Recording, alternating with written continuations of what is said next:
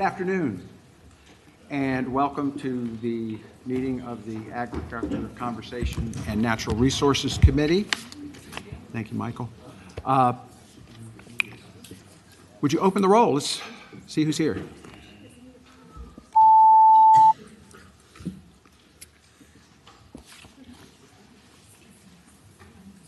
Mr. Chair, you have a quorum. Thank you, sir. All right, got some housekeeping to do here. First off,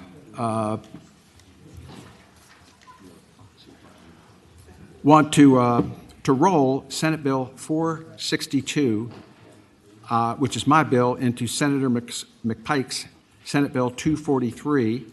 And after, if I can have a motion on that, and then we'd like to move it by for the week. We have a motion and a second to roll SB 462 into McPike SB 243. Is that a recorded vote? All right.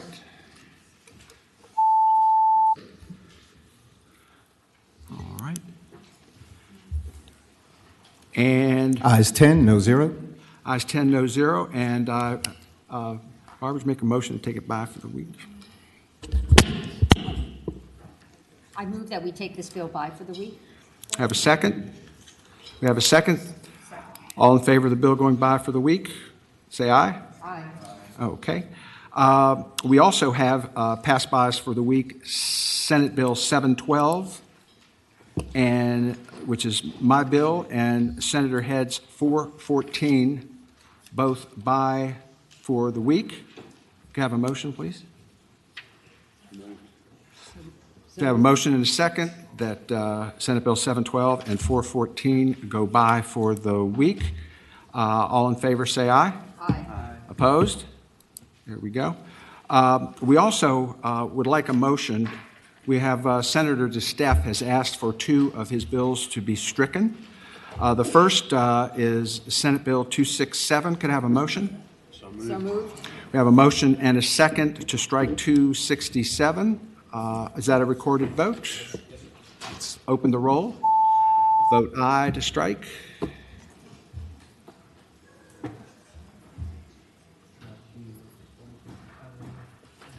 Ayes 13, no zero.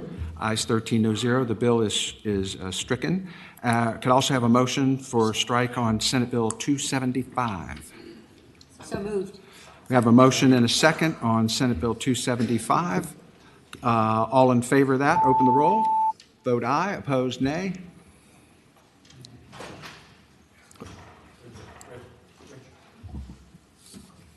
Ayes 13, no zero.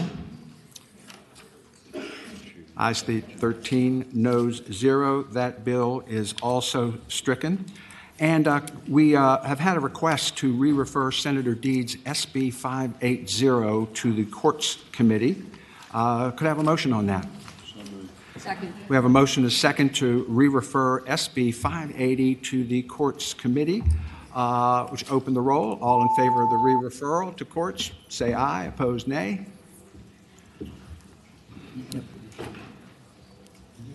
Ayes 15, no zero.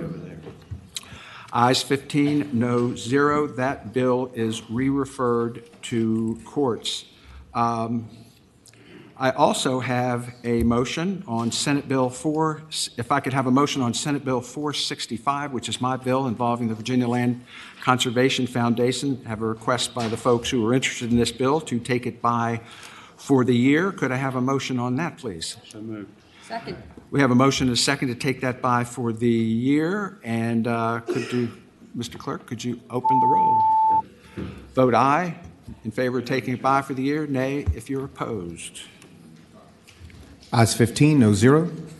Ayes 15, noes 0. That bill is taken by for the year. I have also a motion to reconsider Senator DeSteff's SB 665, which was heard, and I would, if I could get a motion to reconsider the vote by which we rejected that bill and passed by indefinitely. Mr. Chairman, I move that we reconsider the vote by which we passed by indefinitely Senate Bill 665. Did you vote on the prevailing side? I'm not sure. I I know think I I did. did. I think I did. She did. You did. So motion is good. Do we have a second? Second.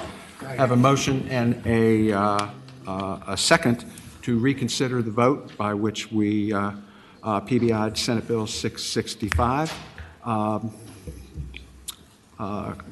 Clerk, could you open the roll? Ayes 15, no zero. Ayes 15, no zero. That vote is reconsidered, and I believe you just bring that up at this point. We don't need to take any other motions. Yeah, I just wanted to hear it quickly. Yeah. All right. Do we have Senator Steff here on 665? If you could briefly describe the bill. We have heard it, and then I wanted to hear. I believe Director Rolban is here somewhere in the audience. I believe he is. There he is, and the folks from. If you could very quickly. Very quickly, Mr. Chair, and I'll hand it over to Director Roban. So basically what this bill does is if a road washes out, it enables it to be fixed very, very rapidly within a day or two, where if you go through the full permit process, that can take 2 to 3 months, making it worse for runoff and worse for the environment and worse on additional erosion of the road. With that, I'd like to turn it over to Director Rolban. We'll go into a little bit more details. Thank you, sir. Okay, thank you. Thank you. Good afternoon, Senator and fellow members of the committee. First of all, DEQ supports this proposal. It wasn't ours, but we do support it. And the reason is threefold. Number one, it allows the authority to join over 55 private companies and public entities that are standards and spec holders right now on our website. We have all their approvals. It acts as a force multiplier. The bottom line is that we have over 6,000 active construction project permits right now in Virginia with 21 inspectors. So right now, all they have is a responsible land disturber in charge of these projects, which takes a 1-hour class. If they're a standard spec holder, one person at least has to be a combined dual administrator with roughly 11 days of classes, 90 hours of classes. The inspectors have to have a minimum of 2 days of training for erosion control and 2 days for stormwater management. So the way I look at it is we'll get more qualified people in the field, and it's still underneath the authority of DEQ. But it just simply gives us more trained people out in the field. The third reason is it allows the repairs and improvements to be done quicker. So right now we have a goal of 75 days for processing a permit. As many of you know, it used to take 9 months or more. We've reduced that, and we're most of the time meeting this goal of 75 days. It's still a long time if you have a storm that, say, washes out a trail or washes out a bridge. They could do a quick plan, review it with the right people, and build it and fix it before we'd ever get there. So that's the bottom line. I think it's better for the environment. I know a lot of people don't like it, but I think if you think about it objectively, what do we want to do? We want to get things done rapidly, protect the water quality of this area. Okay, thank you. One of the concerns that was expressed to me, Director Rolban, was that that some of these repairs might be rushed and throwing some gravel down on something or doing whatever, and that a lot of these big land disturbing events require a more long-term, thoughtful process. Is there anything here in this bill that would prevent that longer-term view of planning and a plan of action to deal with the land disturbing event? Well, the standards and specs holders must follow the approved standards and specs. As of July 1st, we'll have a new handbook that'll have all the standards and specs we've taken from our stakeholder working group, from our existing standards, and from all these different 55 entities. So you have to follow the process, the plans and the specifications that are already pre-approved. So I don't think that's a risk at all. Oh, okay, thank you. Is Colonel Pike here from the Spearhead Trails? Thank you, Colonel. Could you, briefly, give us on the ground what this might mean, for you as the head of the trail system, Spearhead Trails? Yes, sir, Mr. Chairman. This will allow us to be more proactive, working with DEQ to respond to weather events, as the director and Senator DeSteff have described. Also, it will allow us to better train our employees and have more of our employees trained under this protocol. We want to collaborate and work more closely with DEQ to have them work alongside with us in these specs and standards as they are developed for us. Great. Thank you so much. At this point in time, I think, as I remember, we didn't have anyone else in favor of it, but I know there are some folks who have some concerns out there. Could we hear from those who have a different view as to why this bill should not be considered or not be passed? Yes, sir. Please come up. If there's anyone online that would like to speak in opposition, please raise your hand. Mr. Chair, Pat Calvert, Virginia Conservation Network. For the reasons that we explained last week to this committee, there are problems, certainly some violations in the past with this trail system, and we believe that it's not appropriate to pass this legislation at this time. So we would have to oppose this legislation still. If I might ask, what would you rather have us do? I would ask that the committee follow with the decision you made last week. And what would that leave the land disturbing repair situation like on Spearhead Trails? I believe that they can still make many repairs, and we believe that DEQ does a good job already with their own under the authority of DEQ. But due to the violations that have been experienced in the past, there are concerns from our partner organizations that allowing this authority would be an overstep at this time. Okay, thank you. Emily? Mr. Chairman, members of the committee, Emily Francis with the Southern Environmental Law Center. We would also like to just express our opposition of the bill. Speak up, please. And based on the testimony from the Clinch Coalition last week and the water quality violations on the ground, we have concerns by lowering the standard or lowering the layers of review, as it was described to me, between the two.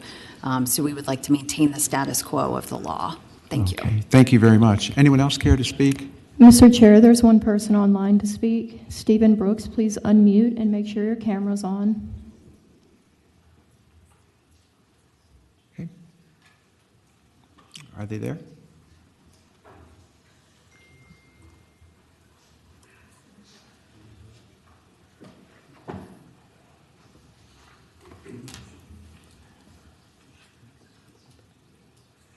Please unmute and make sure your camera's on. Go ahead with your testimony.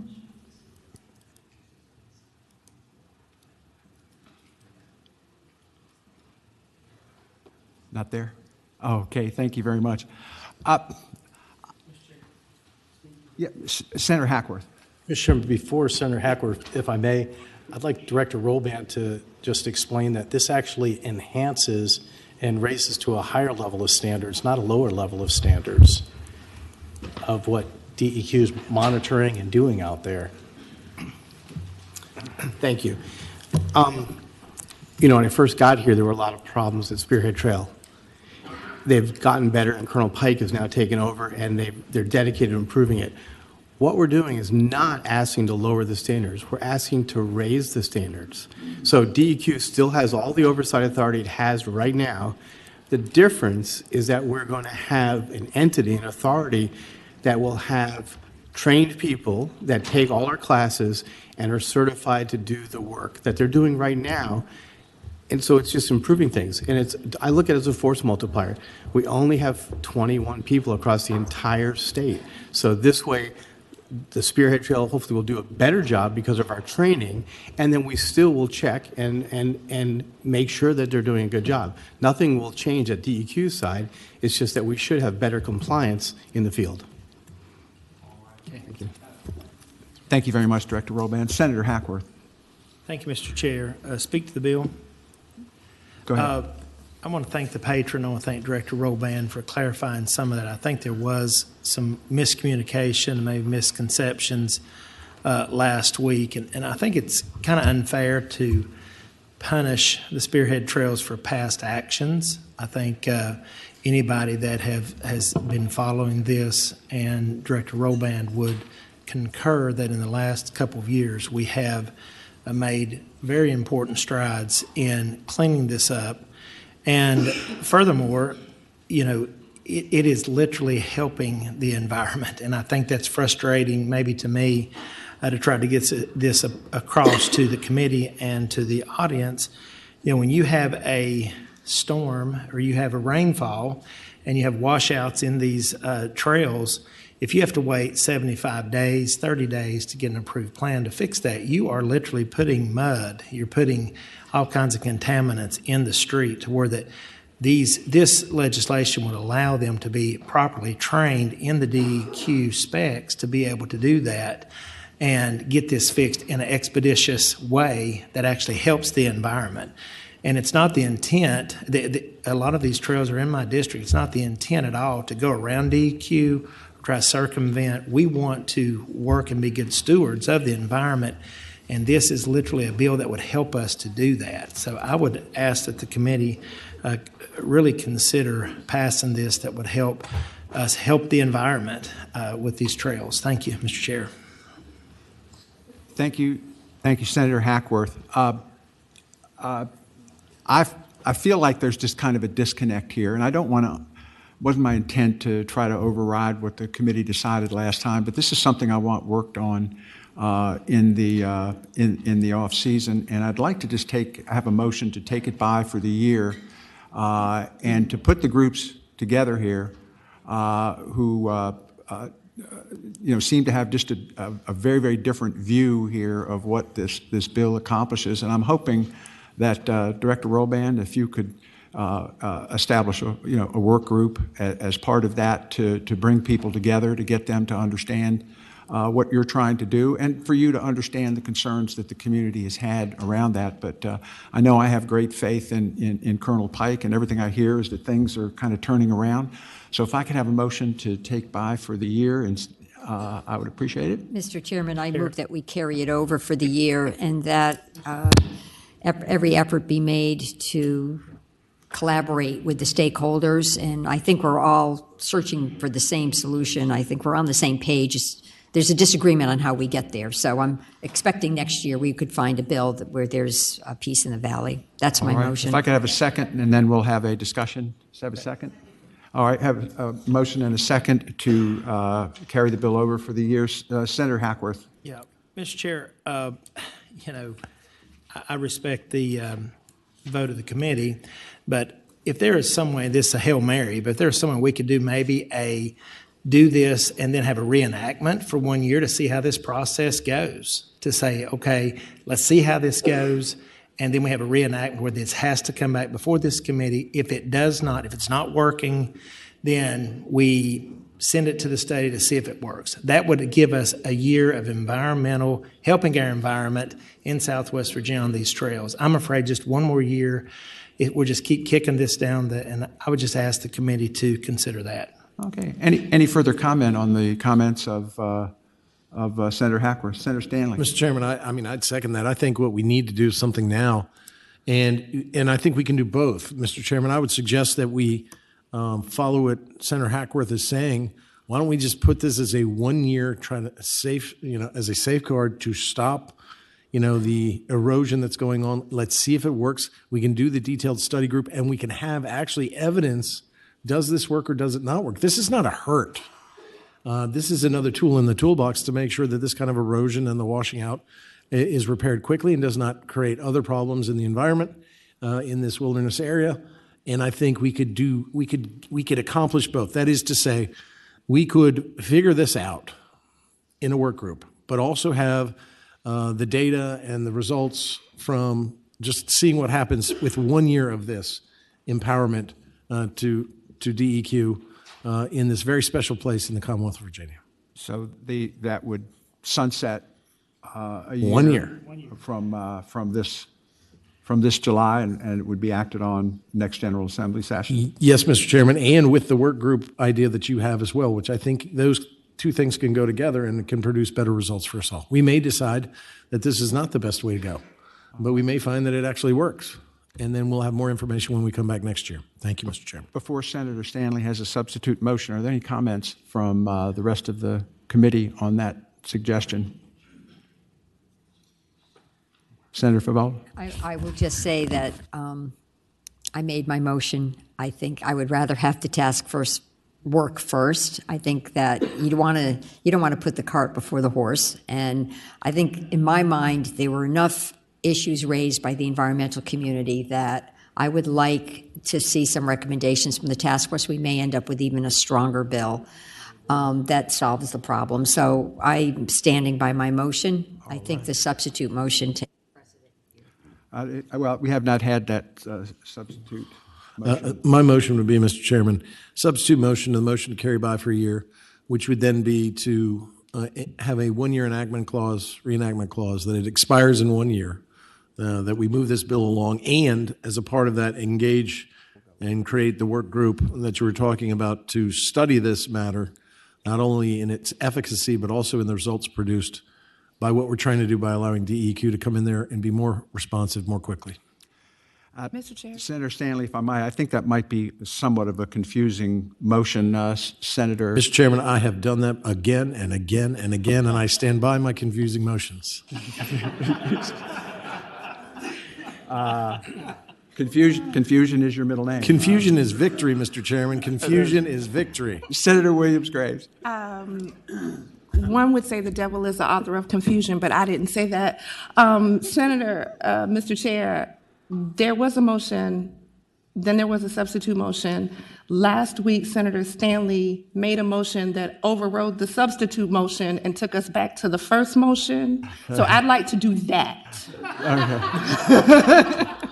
I believe that is non-debatable. I think we're... Mr. Chairman, I have a new student in the Senate. I am both hesitant and thrilled at the same time. All right. So we just cut to the chase here and vote on the first motion, Senator Stanley. I'm so confused and enjoying it, I don't know what that is. All right, Senator Stanley withdraws his substitute. Let's go with Senator Favola's motion to carry the bill over for the year with a study group to look into this. Mr. Clerk, would you open the roll, please? Vote aye if you want the study group and carry over for the year. Nay if you have a different view. Ayes 9, no 6. Ayes 9, no 6. I'm sorry to take everyone's time with this, but I think I did want people to understand that this is just something, there's got to be some middle ground here on this bill, and let's get to it in the off season and try to get this done. Thank you so much, Senator, Staff, Director Rolban, for coming back here today. We appreciate your time, and yourself also, Colonel Pike. Thank you. 668. Okay. Because there may be one here. All right. Also, I have a request here from patron to strike Senate Bill 668, Senator Stewart's bill. Can I get a motion on that? So moved. I have a motion to second to strike Senate Bill 668. All in favor say aye. All opposed nay. Open the roll. Thank you. Ayes 15, no 0. Ayes 15, no 0. The bill is stricken. We're getting all our favorite motions today. There we are. All right. Next up on my list here, we have a subcommittee report, I believe, on one bill from the Companion Animal Subcommittee. Senator Favola, the floor is yours. Thank you, Mr. Chairman. And I believe we had hoped you would put 412 on the... 411. No, we've got 411 on the docket, but 412 was the second bill. Where 412 is the one that you had on the docket, and I wanted 411 on the docket. That is your subcommittee report? Yes. All right. Senate Bill, your attention to Senate Bill 412, which was heard in Companion Animal Subcommittee. And could you report the vote on that? Well, the Companion Animal Subcommittee adopted a substitute, so I would move the substitute. It allowed... Do you have a second on that? Second. I have a motion second to report the substitute. All in favor say aye. Aye. Opposed, no. Substitutes before us. Substitutes before us. Okay, well, what this bill does is it allows rabies clinics approved by the local health department and governing body to offer microchipping and additional animal health vaccines at the discretion of licensed veterinarians participating in the clinic. So we believe that this bill would actually improve the health of our animals and would contribute to maybe fewer strays and better homes for our animals. So with that, I can read the entire substitute, but I think the committee would like to move along. I hope it is the will of the body to adopt the amendment, to adopt the bill in the nature of a substitute. Okay. Any questions from the committee? Any comments from the committee?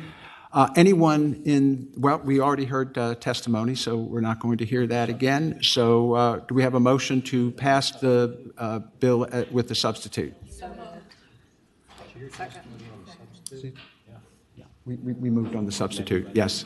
So the bill as the substitute is, the bill as a substitute is before us.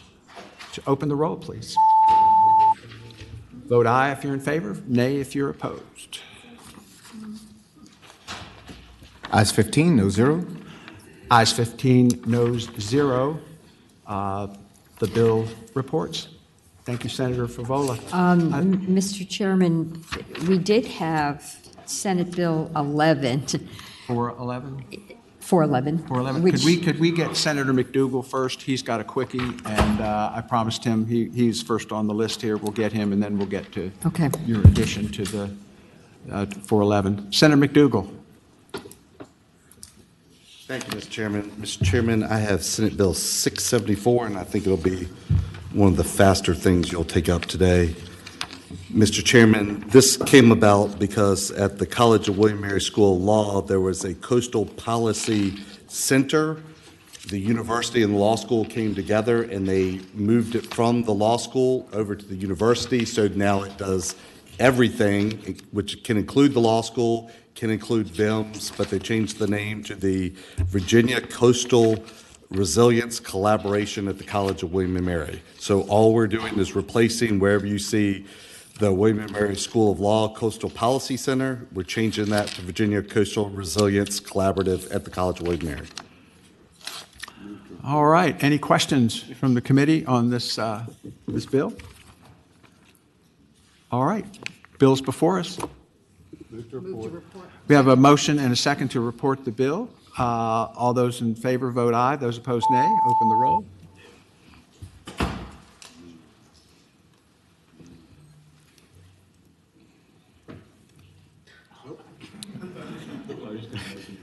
Ayes 15, no zero. Ayes 15, no 0. The bill reports. Thank you, Mr. Chairman, members of the committee.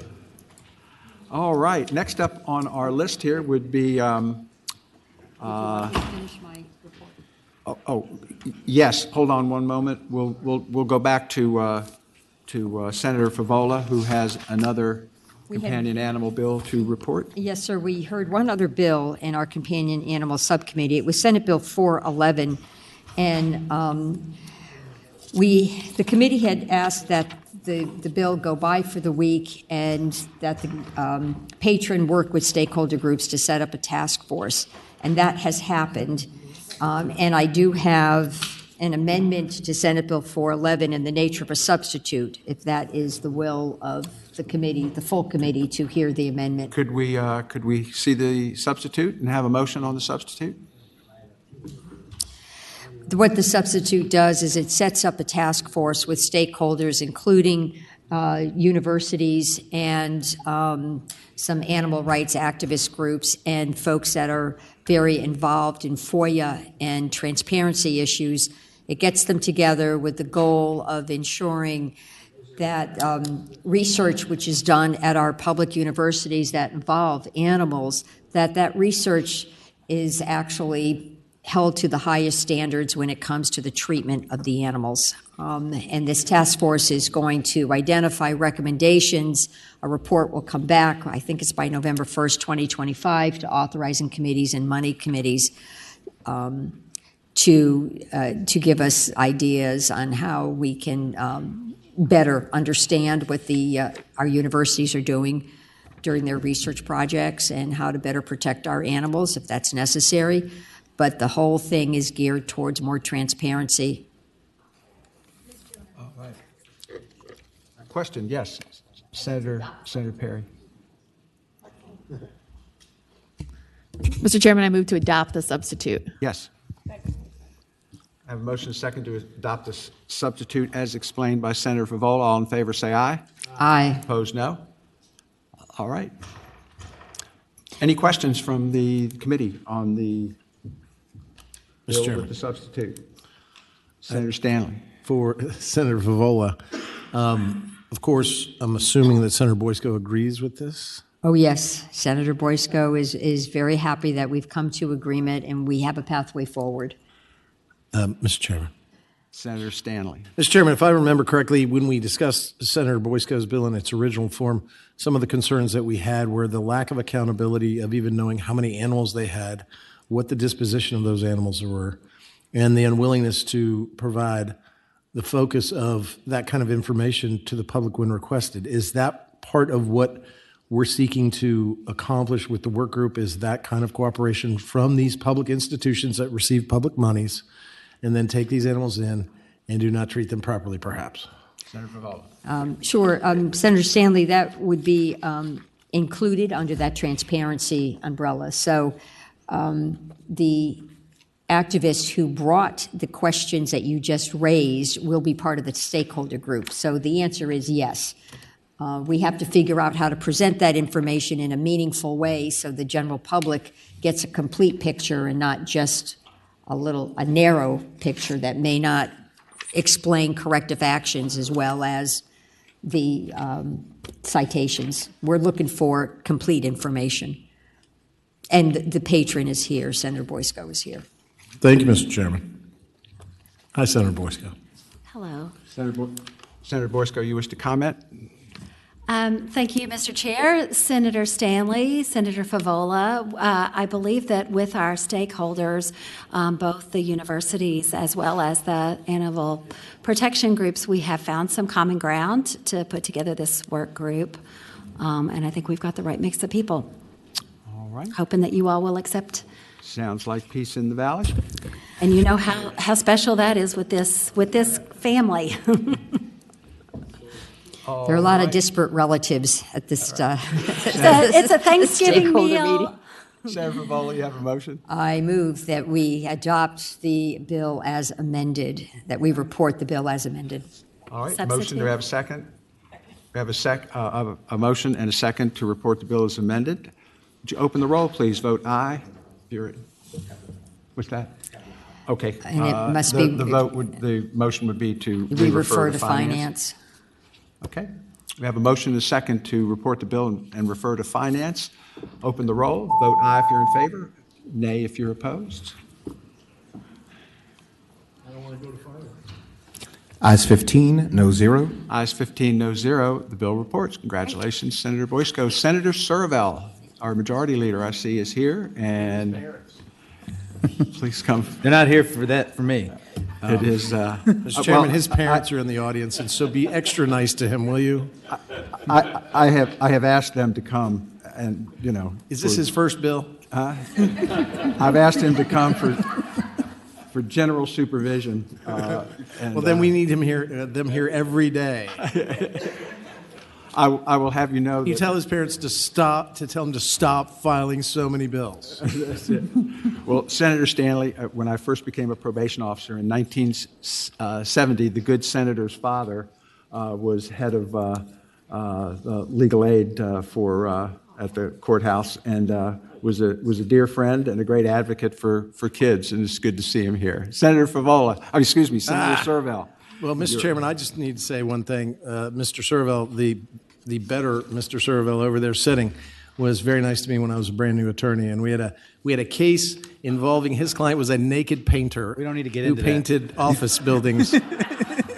And I represented a conservative Christian group that hired him and didn't know he painted in the nude. That's a great story. We'll talk about that later. Well, Senator Stanley, it leads one to wonder whether, if he hadn't been nice to you, whether we would not have to be dealing with this today. Mr. Chairman, I would agree with you. The great thing is here was this very seasoned expert attorney, and he and I were giggling so hard through the court case that the judge threatened to hold us in contempt and kicked us out of the courtroom. So there we go. It had a happy All ending. right. Senator Servell, your bill's before us. Thank you. Thank you, Mr. Chairman. And if anybody has any naked painters, I can help. Happy to represent anybody. Mr. Chairman of the committee, this bill has to do with living shorelines, and it has to do with a problem in my that some of my constituents have raised. I have one constituent, I think, who's on the line who'd like to speak. But in 2011, we passed the law defining what a living shoreline is. In 2020, Senator Lewis passed a law requiring every new shoreline constructed to be built using a living shoreline method if it was scientifically, unless available science indicates it's otherwise appropriate. And in my county, in Fairfax County, that ordinance is administered by the County Wetlands Board. They're the ones that determines compliance. And for the last 8 years, I've represented probably about 150 miles of shorefront between Fairfax, Prince William, and Stafford.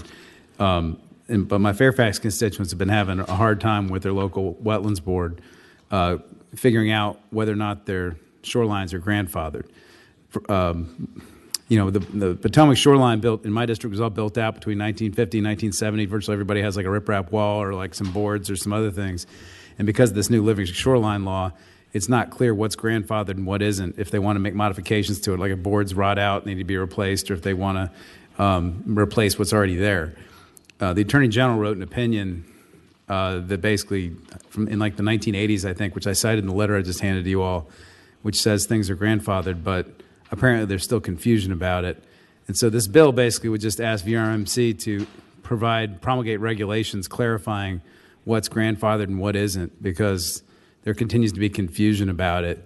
And so I was hoping we could get clearer guidance rather than this old AG's opinion. And I have a constituent, like I said, who's on the line, I think on Zoom, or whatever it is, WebEx, who would like to speak, who lives on the water. Before we get to your constituent, are there any questions from members of the committee? All right. I would assume And by the way, the letter I have there, I sent to every single, like 1,000 people I represent, homes that live on the river, to try to clarify the issue. And then all that did was got me a bunch of more emails and questions. So, okay. Is there anyone else before we get to your constituent, anyone else in the audience who would like to speak in favor of the bill? Okay, let's go to the videotape here. Larry, you can unmute and speak. Please make sure your camera's on. Thank you. Camera should be on. So I really want to thank Senator Serville for introducing this bill. I think it's very important to many of us who live on the water to be able to understand when it is that we can repair our shoreline stabilization structures. The process that the Wetlands Board goes through is balancing public and private benefits versus detriment, and they also assume that living shoreline should be a preference. I think people who live on the water are there because they like the environment, they care about it, they want to see it preserved. However, some of these decisions can be very, very difficult, it seems, because they seem to be so subjective. There is no guidance that provides objective criteria for making these decisions. For example, if I look at the Virginia Water Protection Permitting Manual, that is fairly objective in terms of the way it lays out your criteria for making decisions. And it also appears that some of their decisions appear to run counter to decisions in places like the Virginia Water Protection Permit Program. And that just doesn't seem to be right. And I think it's largely because you have a wetlands board, they're a group of volunteer citizens, they make the best decisions they can, but they don't have the same kind of background and expertise that you're going to have in other areas that have been established for many years. I can give you a number of examples of where things have been difficult. For example, Someone received a stop work order in the middle of construction. They thought they were just replacing what they had and that they were fine. The stop work order then has continued for more than 2 years because the Wetlands Board wanted them to make most of their shoreline a living shoreline, and as a result, they now have wetland plants growing there, and they want to count all of that as wetlands. Yeah, I think we understand the problem that you have here. Senator Serval, would first off, before I ask that question, is anyone here to speak in opposition to the bill? If there's anyone online that would like to speak in opposition, please raise your hand. Is there anyone ambivalent about the bill? Thank you, Mr. Chairman. Jay Ford, ambivalent about this bill. We are a little concerned that what is being proposed is an overreaction. The truth of the matter is that in 2020, that legislation has been wildly successful. If we look at the outcomes at the Virginia Marine Resource Commission, if we look at outcomes at local wetlands boards, Virginia is doing what that legislation intended, and that is adopting more living shorelines, which we were woefully behind in both our Bay program and water quality objectives. So it has had the intended purpose.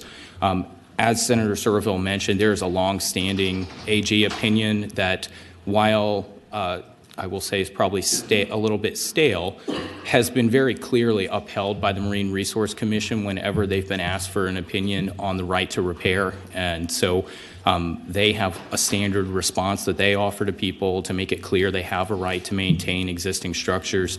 So our hope is that we wouldn't throw the baby out with the bathwater here and create a whole regulatory process, that maybe we would take a softer touch and possibly consider sending this to the State Water Commission so they could explore the topic in some more detail and come back with a more surgical response.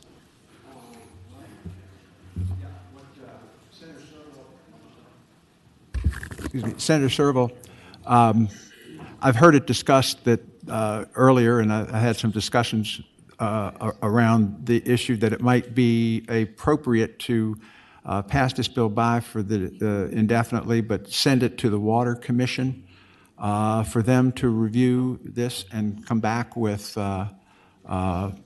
some answers to these questions.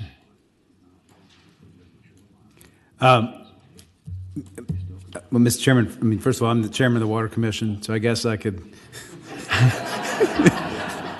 I was trying to be gentle. I guess we could look at it. I mean, we do probably have some space next year, but I was hoping to get some clarity. But I sent that letter. The VRMC approved it. Fairfax County Board, county attorney approved it. They all told me it was correct, but problems keep happening in my district, and so I'm trying to figure out a solution to it. But I guess, Mr. Chairman? Yeah. Senator Favola. I do think sending it to the Water Commission is a good idea, but I think we should have a letter from you accompanying that bill, Yes, and maybe specifying some of the issues that you really want the Water Commission to deal with regarding this topic, and perhaps Senator Serval can help you draft that letter. I'm quite certain that Senator Serval could help me write that letter. But and Mr. Zaragoza's problem is not the only one. There's probably 4 or 5 people that have articulated problems like the one he described, where they stopped work and then it started to erode, and then they said, now you need a permit because it eroded because of the stop work. And would the Water Commission's review of this also help other people in similar circumstances around the Commonwealth? Well, it depends what the bill, if the bill comes out or whatever. I mean. Okay. Well, good enough. We have then the bill before us. I think it might be appropriate to take Mr. Chairman, I have a motion to PBI with a letter to the Water Commission. Sure. I was just going to carry it over with a letter to the Water Commission specifying some. Prefer to do it that way? Yeah, specifying some we can do it issues. that way. And maybe we could, in your letter, could you ask the Water Commission to give us a report by a certain date? Okay, that's my motion. All right. We have a motion to carry over with a letter to the Water Commission. We have a second. Any further comments? bills before us. Would you open the roll, please? Vote aye if you're in favor. Nay if you're opposed. Ayes 15, no zero. Ayes 15, no zero. The bill is carried over for the year with a letter to the Water Commission. Thank you, Senator Thank you, Searle. Mr. Chairman. Be nice to my dad.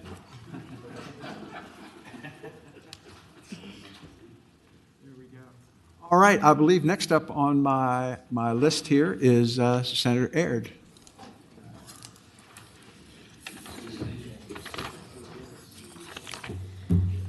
Mr. Chairman, y'all have been having a good time, so I apologize in advance for taking the mood way down. Before you is Senate Bill 486. And Mr. Chairman, I believe there's a substitute that clarifies the scope of this bill to ensure it would only affect a single natural gas compressor station within my district. Okay, could we pass out the substitute? Could I have a motion on the substitute, please? We have a motion and a second to accept the substitute. All in favor, say aye. Opposed, nay. Thank you, Mr. Chairman. Again, members of the committee, today before you is Senate Bill 486, a bill that would not allow the diesel-powered compressor station located in my district to be considered for any additional emission permits without also transitioning to an electric-powered dual-drive compressor station. Mr. Chairman and members of the committee, I'm sure many of you are aware of the Virginia Reliability Project and the Virginia Electrification Projects are respectively currently underway here in the Commonwealth by TC Energy to expand the existing pipeline grid capacity within the South Side and Hampton Roads regions of the Commonwealth. Included in the VEP permit application is a request to increase the compression capacity at 3 compression stations located in Boswell, Goochland, and Petersburg. In the case of Boswell and Goochland, those compressor stations are transitioning from diesel power to dual drive electric power. But in Petersburg, a predominantly minority and low health outcomes community, the request was not to simply increase capacity and thus emissions without an investment in electrification. Mr. Chairman, this frankly is indicative of institutional forces that I would say that some would consider to be environmental racism. While 2 white communities in Stafford and Goochland counties receive investments that serve industry needs while balancing the health needs of their communities, the poor Black community did not get the same, but I digress. Mr. Chairman, these projects are already permitted by FERC and DEQ moving forward, and as the substitute is written, the bill does not affect in any way the capacity for those projects to continue to move forward. I repeat, the bill does not affect in any way the capacity for those projects to move forward. Mr. Chair and members of the committee, I am sure your offices have been contacted, so I want to set the record straight as we continue the conversation on this bill. Prior to this legislative session, I heard specifically from my constituents their concern about worsening health outcomes in the communities where this is located. I fully understand and respect the role of our gas industry that it plays in our Commonwealth, and always work to understand all sides. And so I have personally visited the compressor station that I'm referring to. Mr. Chairman, we had a very productive meeting and discussed the decisions why it was decided not to electrify the Petersburg compressor station due to the station recently undergoing extensive renovations back in 2017 to the existing infrastructure. And it was shared with me that as part of the review process, ahead of receiving their new DEQ air permits, that while the new levels of emissions from the station would not be ideal, they would not reach levels that would damage the health of the residents nearby. Mr. Chairman, it was assured to me that the Petersburg station would fulfill the compression needs entailed in the VRP and VEP expansion. But clearly, as you will hear very soon, and maybe that you've already heard, that may not have been an honest assessment. Mr. Chairman, this legislation would essentially be ineffectual. It would mean that their projects could move forward, and this would not have the effect that has been being represented as it has today. So you're going to hear that this bill creates significant reliability concerns. You're going to hear that this bill creates issues meeting demand during high demand periods such as extreme cold weather like we had last week. And lastly, Mr. Chairman and members of the committee, my absolute favorite, you're going to hear how this bill jeopardizes national security, which is referring to the fact that this area of the grid delivers natural gas to the shipyard and other federal facilities.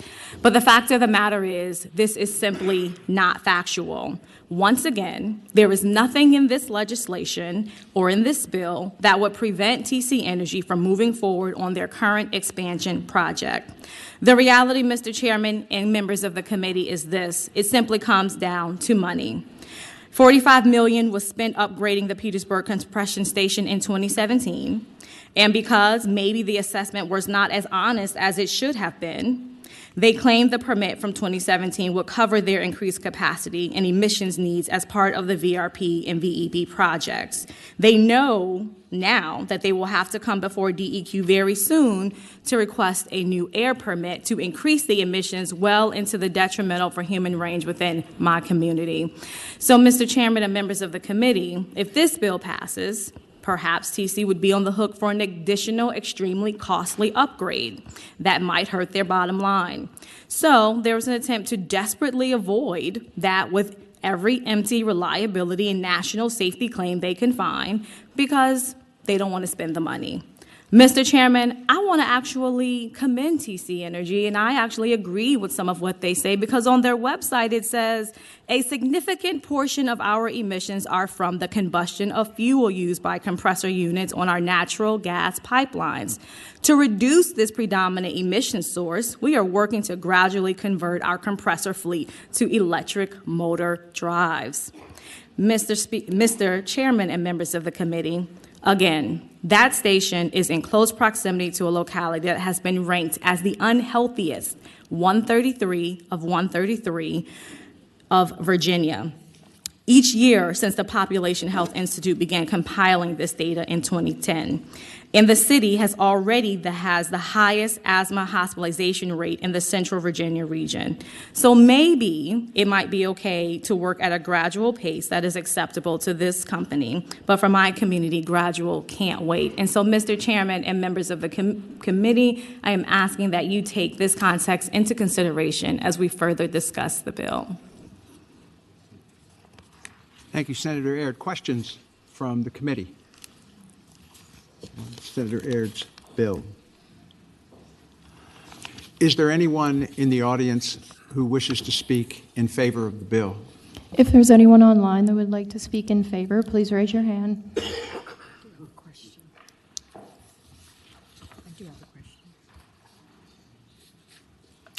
First off, Senator Favola, you do have a question? I do. Senator Aird. Could we do 4 minutes on the brief side? Could you tell me, has there been any upgrade at all to the natural gas pipeline capacity in District 19? I mean, have they, how old is this sort of station, if you will, and have they done upgrades, and what is their emission? Mr. Chairman and Senator Favola, to also clarify, so the substitute narrows it from District 19 specifically to one compressor station specifically, and there were upgrades made. So it's not a matter of the infrastructure aging. This is really about moving forward. Should any additional increases be made, that investment towards electrification be part of that process of consideration to increase capacity. Thank you. Those here, any other questions from the committee? Those in favor of the bill, please start the clock. Mr. Chair, members of the committee, Ben Hoyne with the Virginia Interfaith Power and Light. We certainly support the bill, thank the patron for bringing it forward, and certainly could not sum it up better than she just did right now. So encourage your support. Thank you. One further detail here. I think we failed to adopt a substitute. That's my fault. We have a motion on a substitute. So moved. We have a motion and a second to accept the substitute. All in favor, say aye. Aye. Opposed, no. Okay, the substitute's before us. Please go ahead, sir. Thank you, Mr. Chair. I'm Steve Carter Lovejoy with the Virginia Sierra Club, and we support this bill. Mr. Chair, members of the committee, Blair St. Ledger Olson with Climate Cabinet Action. For all the reasons stated, and because access to clean air is a fundamental right, we support this bill. Thank you. Mr. Chair, members of the committee, Patrick Fanning with the Chesapeake Bay Foundation. We thank the patron for bringing the bill.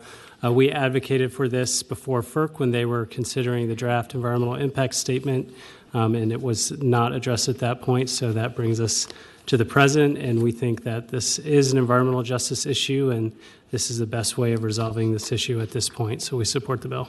Thank you. Mr. Chair, there's one person online that would like to speak. Victoria Higgins, please unmute and make sure your camera's on. Thank you. Ms. Higgins? Mr. Chairman, members of the board, Victoria Higgins, Chesapeake Climate Action Network, speaking in support of the bill. The compressor station in question currently runs on fossil fuels and is already a major source of localized air pollution, including fine particulate matter, nitrogen oxide, carbon monoxide, sulfur dioxide, methane, and carbon dioxide.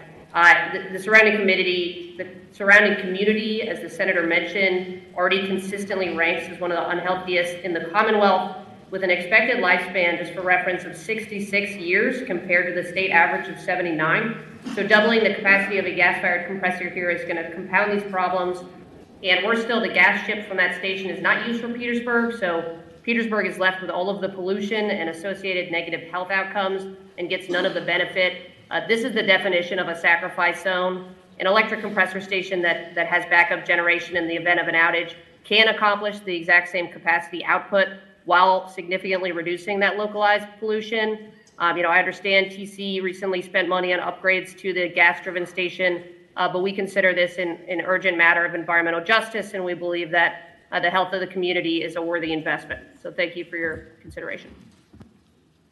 Thank you so much for your testimony. Anyone else care to speak in favor of the bill? How about those who are opposed to the bill? If there's anyone online that would like to speak in opposition, please raise your hand. Mr. Carlin. Yes, Go ahead, Mr. sir. Chairman, members of the committee, Mike Carlin, representing TC Energy. I have to say I've been doing this work since 1990, and I've never had a client accused of racism or violating environmental justice. This is a first. And I'm going to explain to you why it's false, these allegations. This company has a reputation for caring very much about environmental justice and taking action to back up their words. In fact, I'll just read to you from the Environmental Protection Agency on this project. EPA applauds, and they applaud Columbia. Columbia is a subsidiary of TC Energy. EPA applauds effort to engage meaningfully with communities of environmental justice concern in the VRP area. We appreciate that Columbia Gas formed a community advisory committee to help examine potential environmental and social impacts of the VRP and foster broader stakeholder engagement with EJ communities in the area. As the project moves forward, we encourage Columbia to continue to engage and involve the affected community. Columbia's approach is commendable, a model for other project sponsors to follow and build upon. So that's from the EPA. So now let me say a few things about this compressor station. As the senator has said, she had a bill that would capture a lot of infrastructure, and now it's narrowed down to one station, and the station she has mentioned. We are the improvements to the compressor station are already approved. I mean, we're going to be moving ahead to build our Virginia Reliability Project, but this is about the future. What her bill does, if we ever need to make an improvement in compression at that station in the future, it must be electric drive. Now, here's the thing. This threatens the safety and reliability of that system because engineers, designers, builders, operators need to have the flexibility to design what works. This is part of an integrated network of compressor stations, and it's a very large compressor station. The senator was there at our invitation. She was able to tour. We don't even know. There's been no analysis to determine if it even could be. You even could put an electric compressor there. in the future. So we're happy to take a look at things. The company is moving ahead with electric compressors where they can. And in the future, I would expect that they would do more. But this is inappropriate. We should not have a mandate telling a company what kind of technology they should use and preventing any other kind. Thank you, Mr. Carlin. All right. Do we have next, just anything that is new to add would be appreciated, and just tell us who you are and who you represent. Good afternoon, Mr. Marsden. Morgan Whalen with Virginia Natural Gas. Do you want to thank the Senator? She spent a lot of time with us. We're trying to understand our industry, but we are in opposition today. We are the customer of this project. Compression stations move natural gas from their source to the end user. For my customers, that's small business, restaurants, families, and large economic drivers in Hampton Roads. Some of my largest customers are military installations and maritime industry. Due to the geography of Virginia, the region from Virginia Beach to the suburbs of Richmond are depending on this existing compressor station. The substitute would limit future improvements. I'll speed this up. Any future improvements on this site would undergo rigorous state and federal permits. They'd have to go back through a FERC process as well as state. Happy to answer more questions about what that would mean. And again, because of the statute passed by Senator Hashmi, and any future projects would also have the EJ review. So we respectfully ask you to vote no today. Thank you so much. I've turned off the timer so that everyone can step forward and just say who you represent and that you oppose the bill. And if you have something brief that you can add that hasn't been stated, that's fine. Thank you, Mr. Chair. Patrina Jones-Robleski for Columbia Gas of Virginia. Thank you to the patron for meeting with us this morning. We are still trying to understand this bill, and as we're interpreting it now, we do think there's a risk of reliability for our customers, and we are drawing gas to distribute to our customers currently serving 31,000 residential, 2,800 commercial, and 45 industrials. We're serving that gas from the TC Energy Petersburg station, and for that reason we oppose. Thank you very much. Thank you. Next. Mr. Chairman, Rob Shin with Washington Gas. We oppose the bill. Mr. Chairman, Dylan Bishop on behalf of the Virginia Oil and Gas Association. We oppose the bill for the reasons stated before. Thank you. Thank you. Mr. Chairman, Kyle Shreve on behalf of Williams Company. We operate the Transco pipeline. We oppose the bill. Mr. Chairman, Travis Blankenship with McGuire Woods Consulting on behalf of the American Petroleum Institute. We oppose the bill. Mr. Chairman, Ethan Betterton with the Virginia Chamber of Commerce. For the reasons previously stated, we oppose the bill. Mr. Chairman and members, Chris Davidson, Virginia Peninsula Chamber of Commerce, serving Newport News, Hampton, York County, Poquoson. We also oppose the bill for the reasons stated before. Mr. Chairman, Lou Spencer, UA Local 5 Plumbers and Gas Fitters, Virginia Building and Construction Trades. We oppose the bill. Thank you. Mr. Chairman, Brett Vassey, Virginia Manufacturers Association. We oppose the bill. Thank you. Thank you so much. I have a question, Senator Favola. Actually, I think the patron makes some very valid points. What I would like to know is whether or not our air emissions standards are really as robust as they should be. I mean, I think she's trying to control perhaps the technology to achieve a standard that maybe we should be applying across the board everywhere. So I would just like General Counsel to answer a question for me. On our air emissions standards, when were they last updated, and what process is usually used in that? That might be a good question for Director Rollband if he's still here. Is he still here? I do not know the answer to that, but we'd be happy to look into that after this meeting. Somebody's coming up.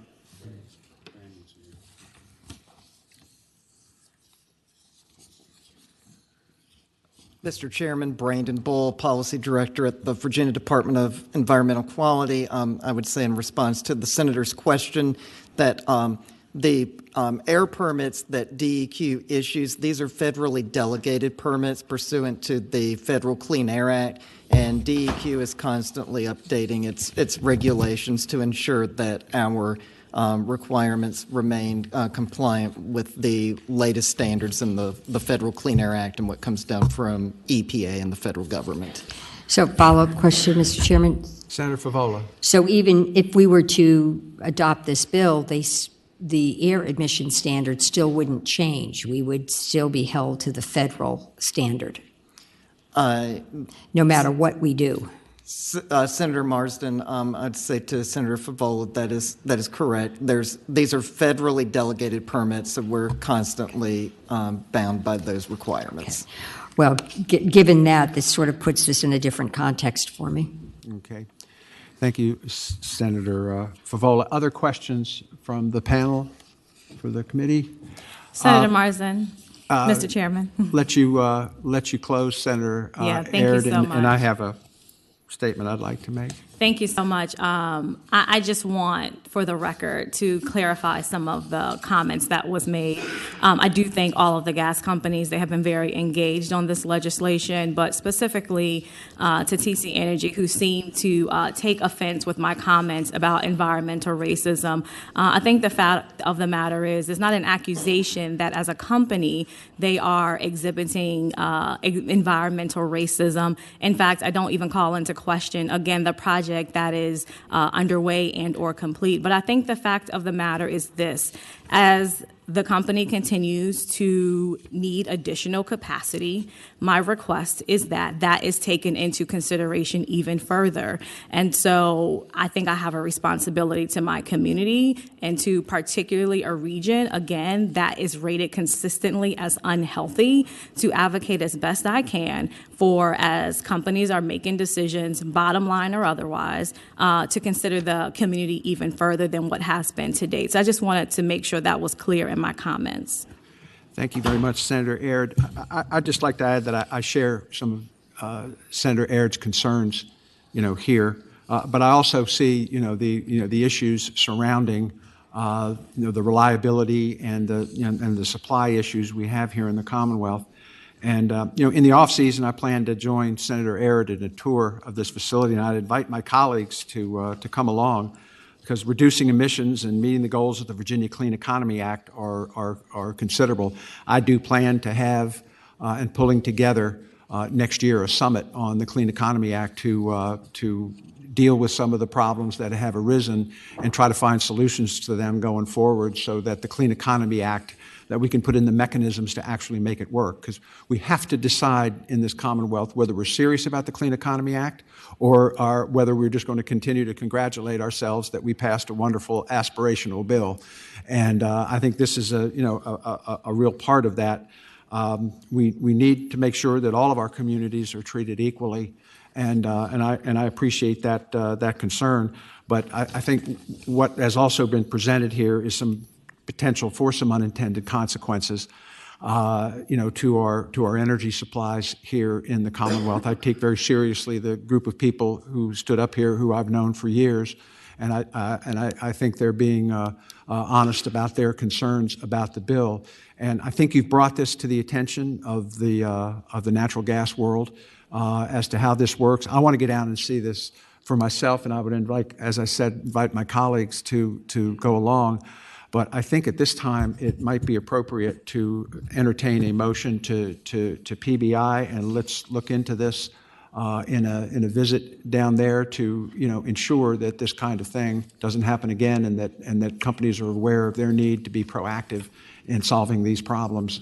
And Senator Favola? No, I don't have a motion. I have another question. Question, Senator Favola. And I don't know if this helps, but I'm going to try. If we took off the no compressor associated with natural gas pipelines down to, in my mind, the meat of the bill is no increased air emission permits beyond levels permitted by the Department of Environmental Quality prior to July 1, 2024. If this bill just focused on the air emission permits, I think I would be a lot more comfortable than it's just the first line and the second line that sort of give me pause. But the substitute is way better than the first bill that was introduced, and I do have to say that. But I would have framed it a little differently, and I don't know if that helps. And I'd like the patron's response. All right, Senator Stewart. Mr. Chairman, I have the tremendous respect for the patron, and I mean that because she's willing to come up here with a really difficult bill to support her community and look after her constituents, and she needs to be commended for that. And she's done an outstanding job. But given the topic and where we are in this thing, listening to the concerns, I don't think we have any choice but to pass it by gently. So I would make that motion. Okay. We have a motion to pass by indefinitely. Do I have a second? Second. All right. To open the rolls, all in favor of passing by indefinitely, vote aye.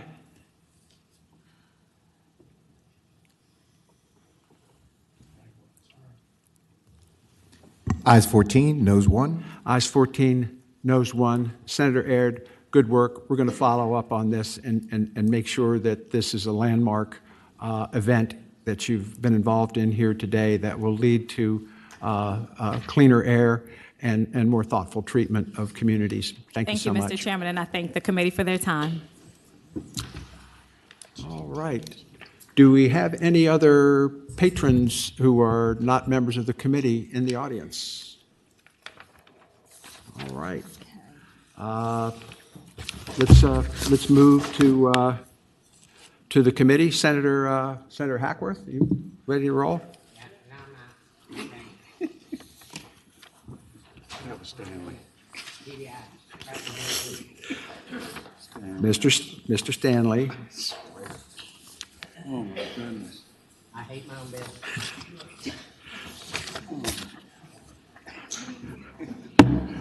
Order in the room, please. Mr. Chair, could you control your members? I've been trying to control my members for years, Senator Hackworth. You have to deal with them every day. Senator Hackworth. Thank you, Mr. Chair, members of the committee. Before I go into my bill, I've got a amendment nature of a substitute I'd like to move. Okay, we have a substitute. Staff, could you do you have the substitute? Move the substitute. I have a motion and a second to move the substitute. All in favor say aye. Aye. Opposed? All right, the substitute is before us. All right. Thank you, Mr. Chair, and let's talk about...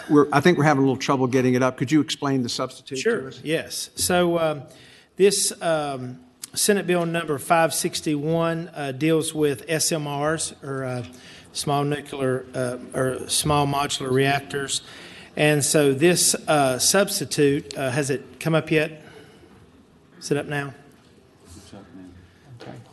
Okay, so what this does basically is says that the DEQ shall review and make recommendations for any necessary revisions to facilitate and future permitting of electrical generation facility and in planning districts 1, 2, 3, and 4, and shall report on its findings to the Chair of Senate, Agriculture, Conservation, Natural Resource, the Chair of House, Labor and Commerce, and the Governor later than December the 1st, 2024. So basically it puts it into a study and asks that this committee would recommend that. And speaking to that, Mr. Chair, members of the committee, you know, I did a quick search and I think there's like 8 bills relating to nuclear energy that is being run, including one by our own chair, Senator Marsden.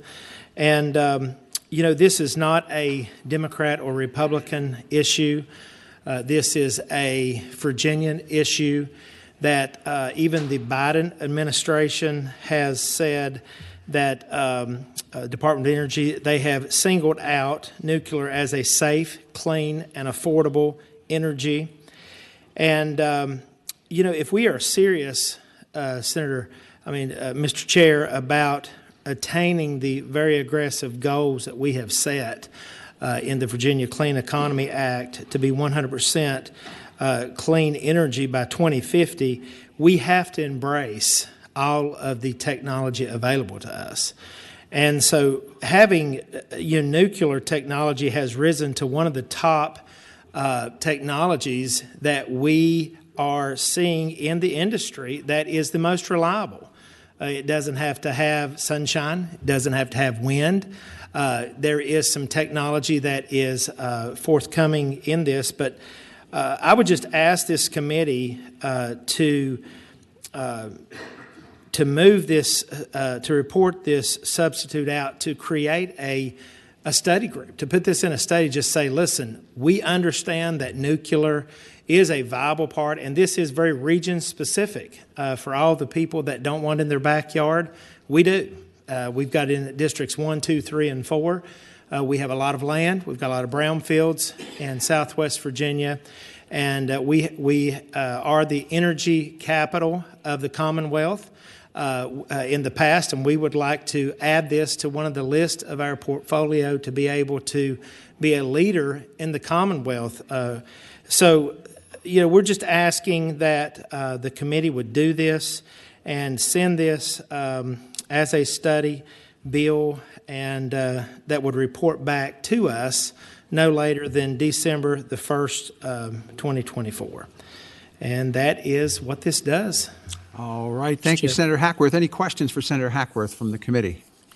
Mr. Chairman, I have a question. Senator Perry. Yes, Mr. Chairman, Senator Hackworth.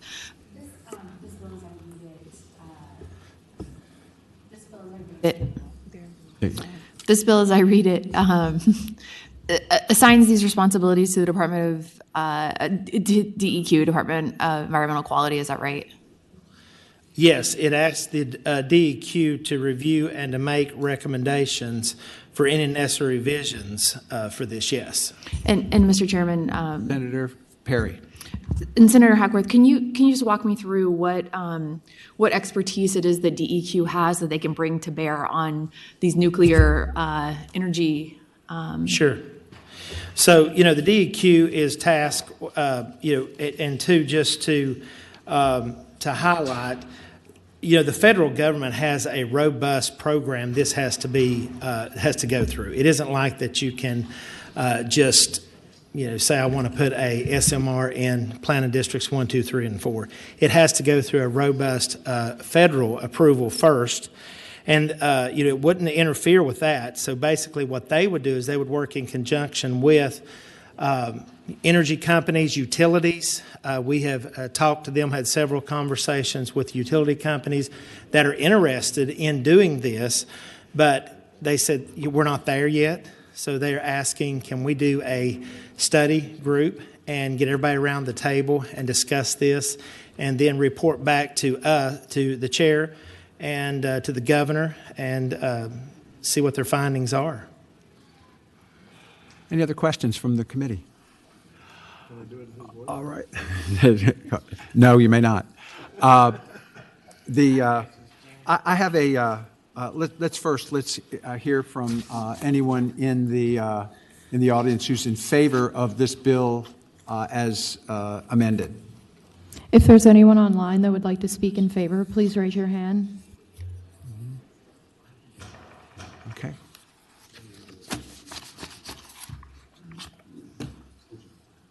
3 minutes.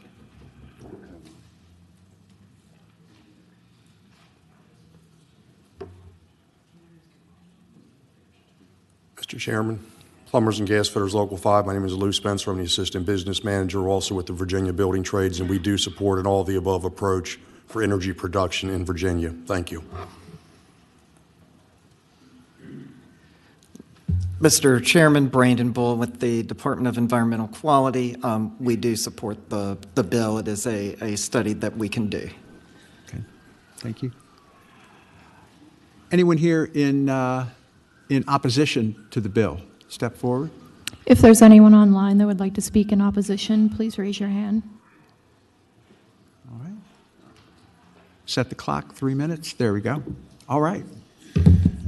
Thank you, Mr. Chair. Members of the committee, my name is Peter Anderson, Director of State Energy Policy with Appalachian Voices. Let me just comment a minute on the underlying bill. Our organization is not opposed to nuclear technology if it can be done safely and at reasonable cost. Wonderful. The original bill contemplated putting SMRs into the permit by rule program that we have for small renewable energy projects, solar and wind, which are less than 150 megawatts. That's today's PBR program. And what that does... Pardon me, but is that what the bill does now? No, sir, but I'm getting to what the bill does now, Okay. if you'll Sure. permit me. And so what the PBR program does is allow licensing to bypass the CPCN process. In other words, avoid the lengthier, more diligent scrutiny of the State Corporation Commission. The bill as amended, as we've just seen it, asks DEQ to study facilitating licensing SMR projects faster and make recommendations on that. And our position is that nuclear should not be rushed. It should not be licensed faster, just like we do with solar in PBR, because the risk profiles are different. Solar does not produce radioactive waste that we have for millennia. Solar is pretty much the cheapest energy we have today, and nuclear is pretty much the most expensive energy we have today. So we would say that this is an issue that doesn't need to be studied because nuclear licensing does not need to be sped up. And for that reason, we oppose the bill. Thank you. Next. Mr. Chair, members of the committee, with all due respect to the patron, Blair St. Ledger Olson Climate Cabinet Action, while modular nuclear reactors may play a role in Virginia's future electrical grid, this is currently a technology that is unproven at this scale. The only U.S. SMR project was shuttered this past fall after it doubled in price and timeline. A technology at this infant stage should remain under SEC authority, not be included in DEQ permit by rail process. Now, upon reading the new substitute, which would, I presume, have to go to finance as a study, it would still be premature, and I'd ask the committee to oppose the bill. Thank you. Thank you. Next. Mr. Chair, members of the committee, Josephus Allman with the Southern Environmental Law Center. For the reasons previously stated, we oppose the bill. We think a more appropriate venue for these proposals, if and when they come, is through the State Corporation Commission and the more diligent process that's provided there. Thank you. Mr. Chair, Steve Carter Lovejoy with the Virginia Sierra Club, and I endorse the comments that have already been made. At this point, I think it's way too early to talk about how to speed up the process. Thank you. All right. Thank you so much. Is there anyone online wishing to? Mr. Chair, there's no one online to speak. Okay. Senator Hackworth, how about we do this? I have a bill in Commerce and Labor that's going to be heard on Monday. How about we carry this bill over until Tuesday to see what kind of synergy there is? There'll be a lot of testimony on that bill and see where everything fits. And that might be the most prudent thing to do here. I think that certainly studying this technology and how we're going to handle it in Virginia, it's a long way off. It takes at least 4 to 5 years to deal with the federal parts of this. And we also, it's the goal of my bill to pre-position Virginia that if the technology breaks through and if the pricing, comes down, that we can be first in line in the supply chain, if you will, for a company who can offer these services to make sure that if this is the direction Virginia wants to go, that, we're there. And I think there might be some compatibility here. So I would entertain a motion to pass the bill by for the week, and let's see what happens next week, and you and I can talk and see where we are. I will make that motion. So moved. I would like to just speak to it, though. You need a second. Do we have a second? Second? Second. We have a motion and a second. Senator Favoli, you wish to comment? Well, I just want to say, one of my maybe concerns with the way this is presented is you have it housed in the Department of Environmental Quality, which they certainly should be sitting at the table, and maybe they could convene a meeting, but we need other stakeholders to really weigh in on how we should go forward. And that was a big concern of mine. Somebody mentioned the SCC. I think I'd like some environmental groups at the table. So this needs to turn into a little bit more than the Department of Environmental Quality, in my view. But thank you for your effort. And Mr. Chair, I would welcome those conversations and bring other stakeholders in on that. I do feel like this is something that we need to move the ball down the court. So I thank you for those comments, Senator Favola. All right, thank you. Where there's life, there is hope. And so all those in favor of taking the bill by for the week, say aye. Aye. Opposed, no. Okay, the bill is by for the week. Senator Stewart. Bill.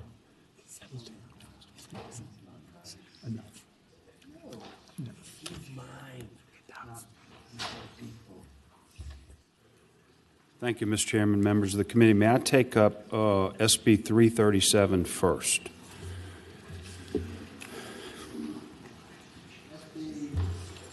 Committee, turn your attention to Senate Bill 337. Senator Stewart.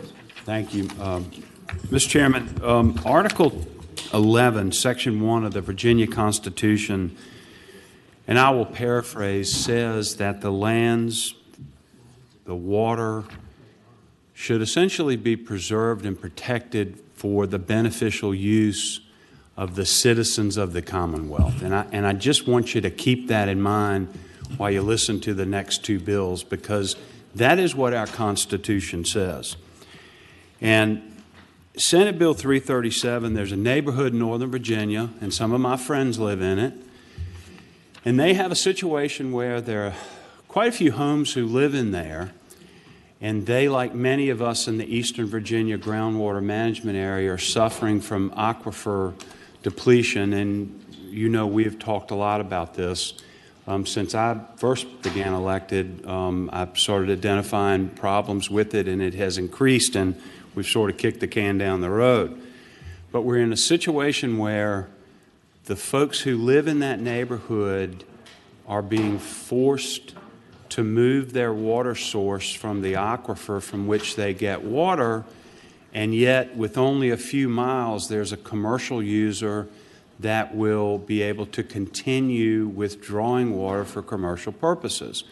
It's my understanding that the connection to Fairfax City Water, and I think that's right, but I'm going to get some help from a friend shortly, or at least the municipal water system could cost upwards of $30,000, $40,000 or more for each home to connect.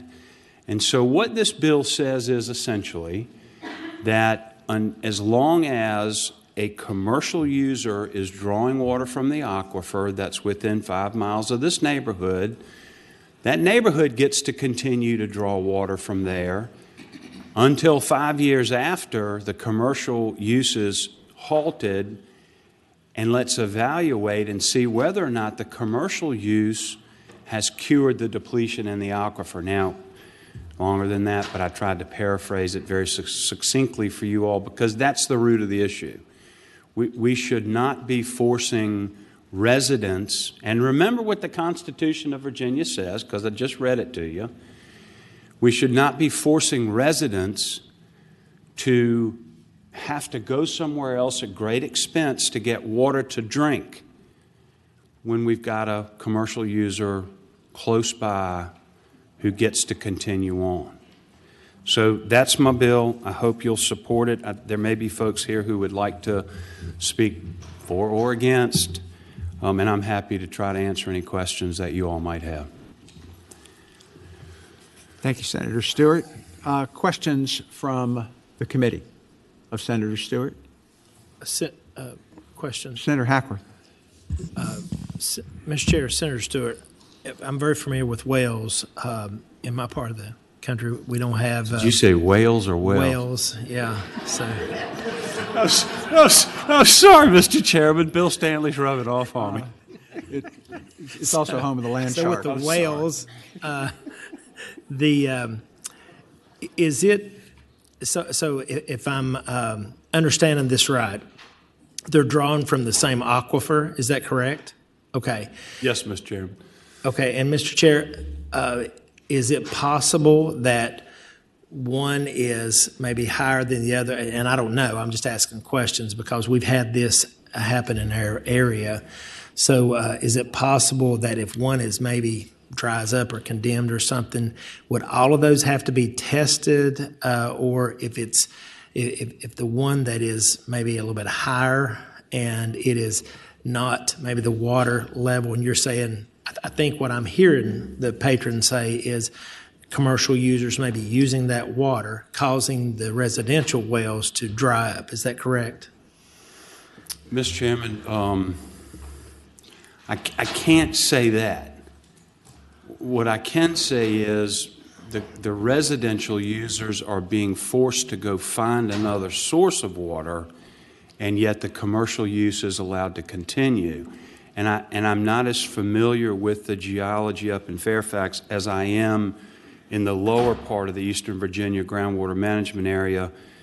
But essentially, if you have an aquifer and you have straws in it in various places, yes, it could be possible that they are at a higher point where the water level's a little higher, the commercial user, but invariably that would cause a drawdown for the people who live a little farther downstream of the aquifer who also have wells in it. But I'm not going to make the accusation that they are doing that because I have no proof of that, if that answers the question. Thank you, Senator Stewart. Other questions from the committee? All right. Could we set the timer for 4 minutes, and we'll hear from those who are in favor of the bill. Thank you. Yes, sir. If there's anyone online that would like to speak in favor, please raise your hand. Good to see you, Mr. Sorovel. Good afternoon, Senator Morrison.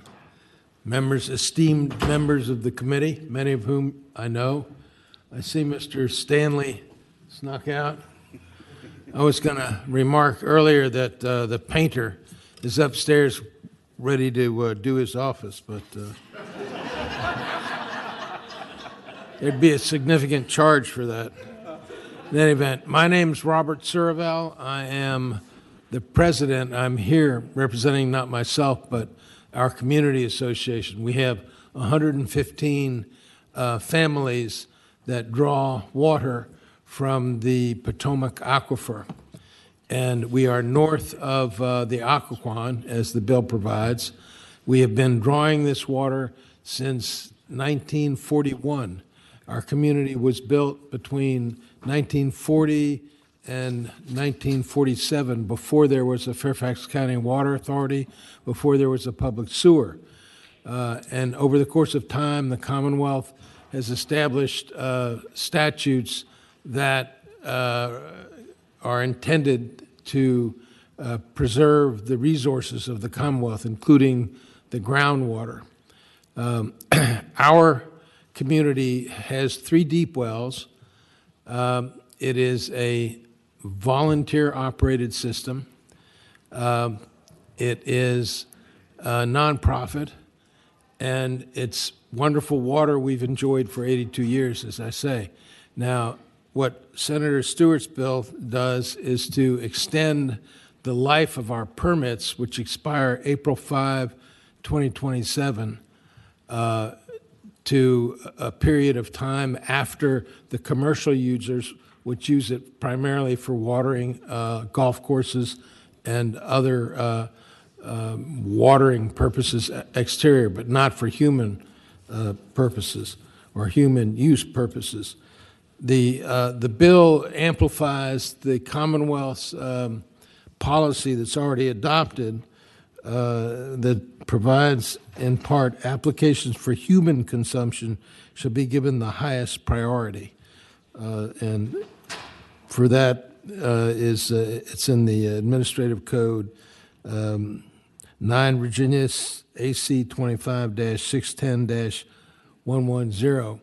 In any event, this bill has a salutary effect of extending the time for us to find solutions, if necessary, to that of our present water source, which is drawing it out of the ground. I might add that Senator Stewart was a little bit off in the expense to each of our homes, because we've recently received a report from an engineering company that suggests if we have to dedicate our system to the Fairfax County Water Authority, it'll cost $60,000 a home, which is a considerable amount, and that won't increase the value of our homes.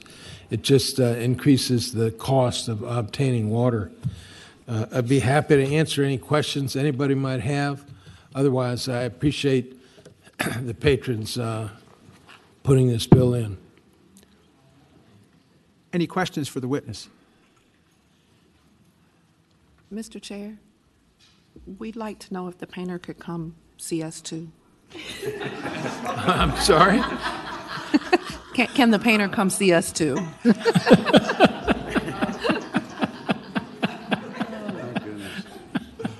What color would you? All right. There you go. Thank you, Mr. Serval. That's certainly a difficult situation that your community is in. It's called Toxamont, is it not? Yes, sir. And how long has it been there? It was begun in 1940. I was brought home from the hospital in 1944, and I live there to this day. Very, very good. Yeah. Thank you very much. Thank you. All right. Anyone else here to speak in favor? All of our time's gone, but is there anyone else in the audience who would like to stand up and express your support by standing up? Okay. Can we have 3 minutes for those in opposition to the bill? If there's anyone online that would like to speak in opposition, 4 please minutes, raise your hand. Good afternoon, Mr. Chairman. Rob Bohannon, representing the Virginia Golf Course Superintendents Association. As Senator Stewart mentioned and Mr. Serval mentioned, a couple of the permittees that would be affected, commercial permittees, are golf courses in the area, specifically Bellhaven Country Club and Mount Vernon Country Club. These folks have groundwater permits. They report quarterly to DEQ. I asked the question, have you received any feedback from DEQ that you're over withdrawing, there's any concerns? They said no, they've not received those.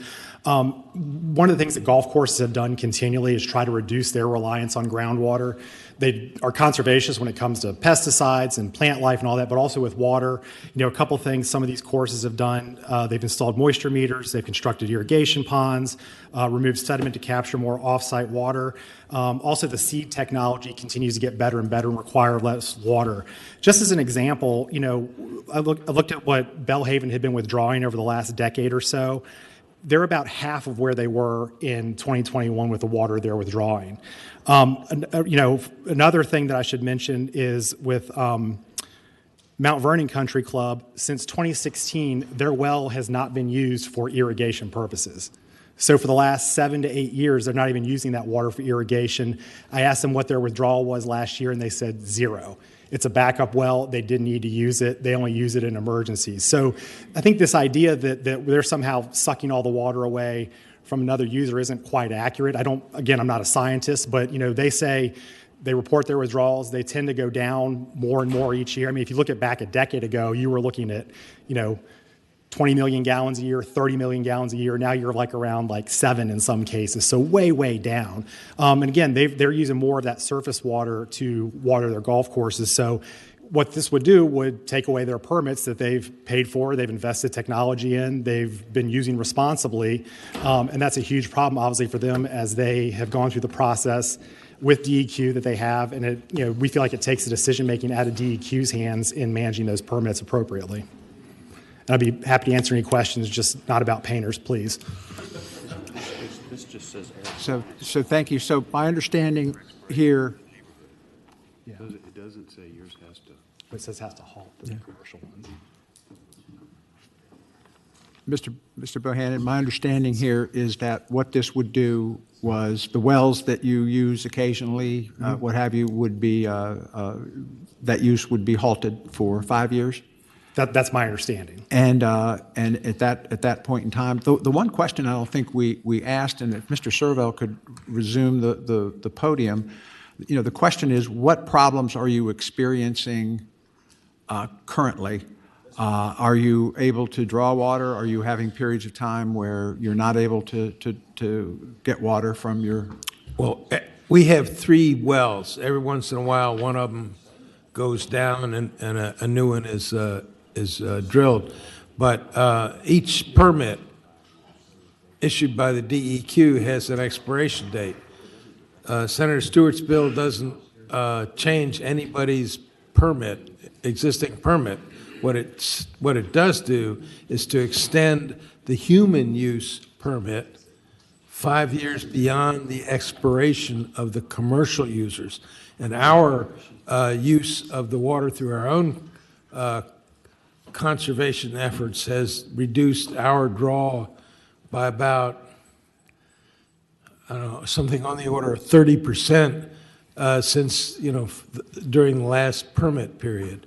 I hope that answers the question. We don't have any impact on the golf course users. When their permits expire, expire. Our permits expire according to the bill, 5 years after the expiration of the commercial users who use more water than we do. Okay, thank you. Thank you very much. And Mr. Chairman, that's important. Senator Stewart. Because I don't know if Rob misread it or whatever. We're not directing DEQ to halt their use.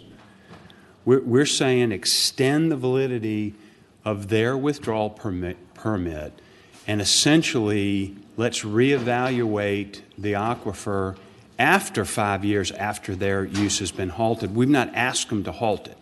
When does when does theirs expire? I don't know. I don't know when their expiration is, but this bill does not direct them to. Mr. Bohannon, could you tell us? It's my understanding that those two permits for both country clubs expire in 2026. In 2026. Yes, sir. And they are occasionally used. Well, the one at Mount Vernon is the one that's a backup. The one at Bellhaven is used more regularly. Mm-hmm. All right. Thank you. I believe there's also a permit for the estate of Mount Vernon. I'm not sure how much it draws. Okay. Thank you, Mr. Serval. Senator Stewart, you want to wrap up? Mr. Chairman, that's the bill.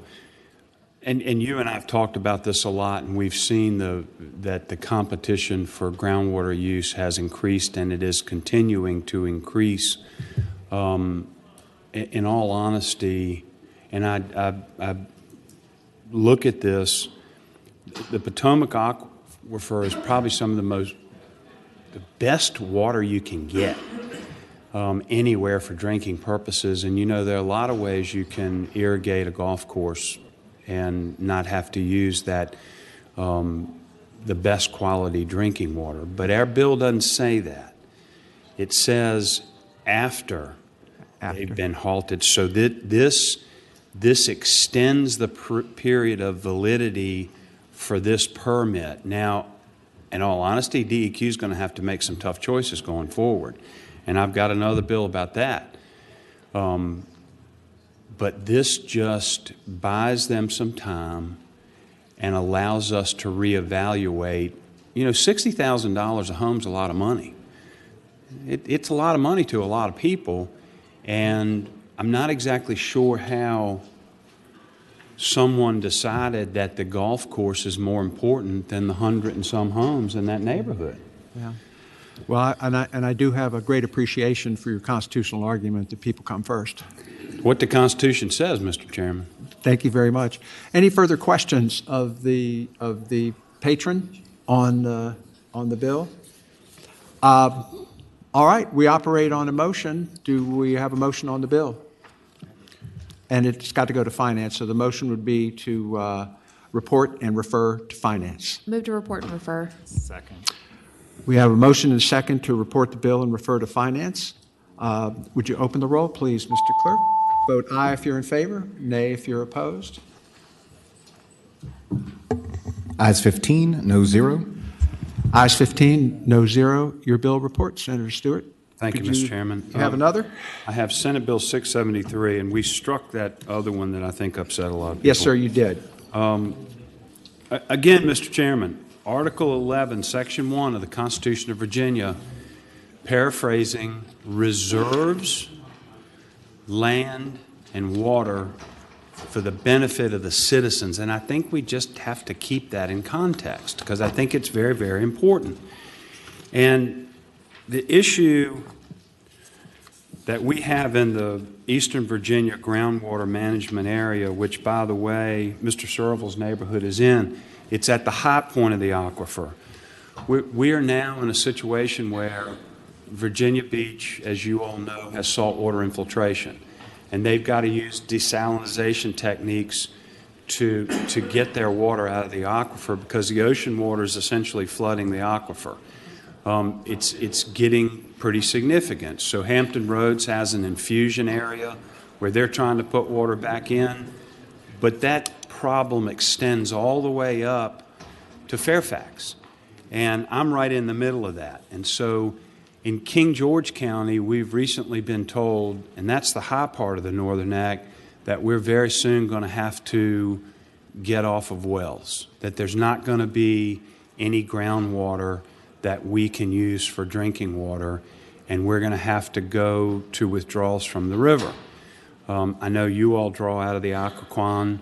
I don't know that we would try to get out of the Potomac, but we've got the Potomac and the Rappahannock. The point of this is it is continuing to become more complicated as we go forward. And people look at rivers and they think, well, there's an infinite supply of water. But what happens is if you draw fresh water or even brackish water from the higher parts of the river, you suck the salinity from the bay on up. And so you get to a point where farmers that traditionally use water for irrigation can no longer do it, and so they can't grow food for us. And there are a number of collateral effects as a result of this.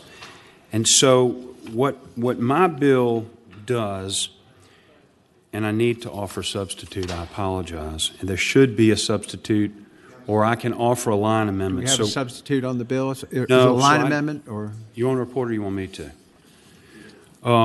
So, Mr. Chairman, I would offer a line amendment on line 15, strike the word drinking, and after water, add for human consumption and food production.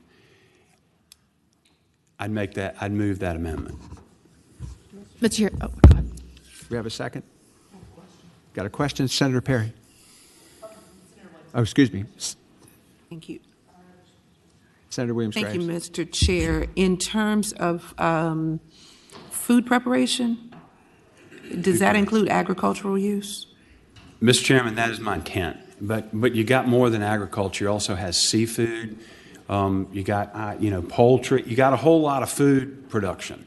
So I tried to incorporate all aspects of food, which I think agriculture comes under.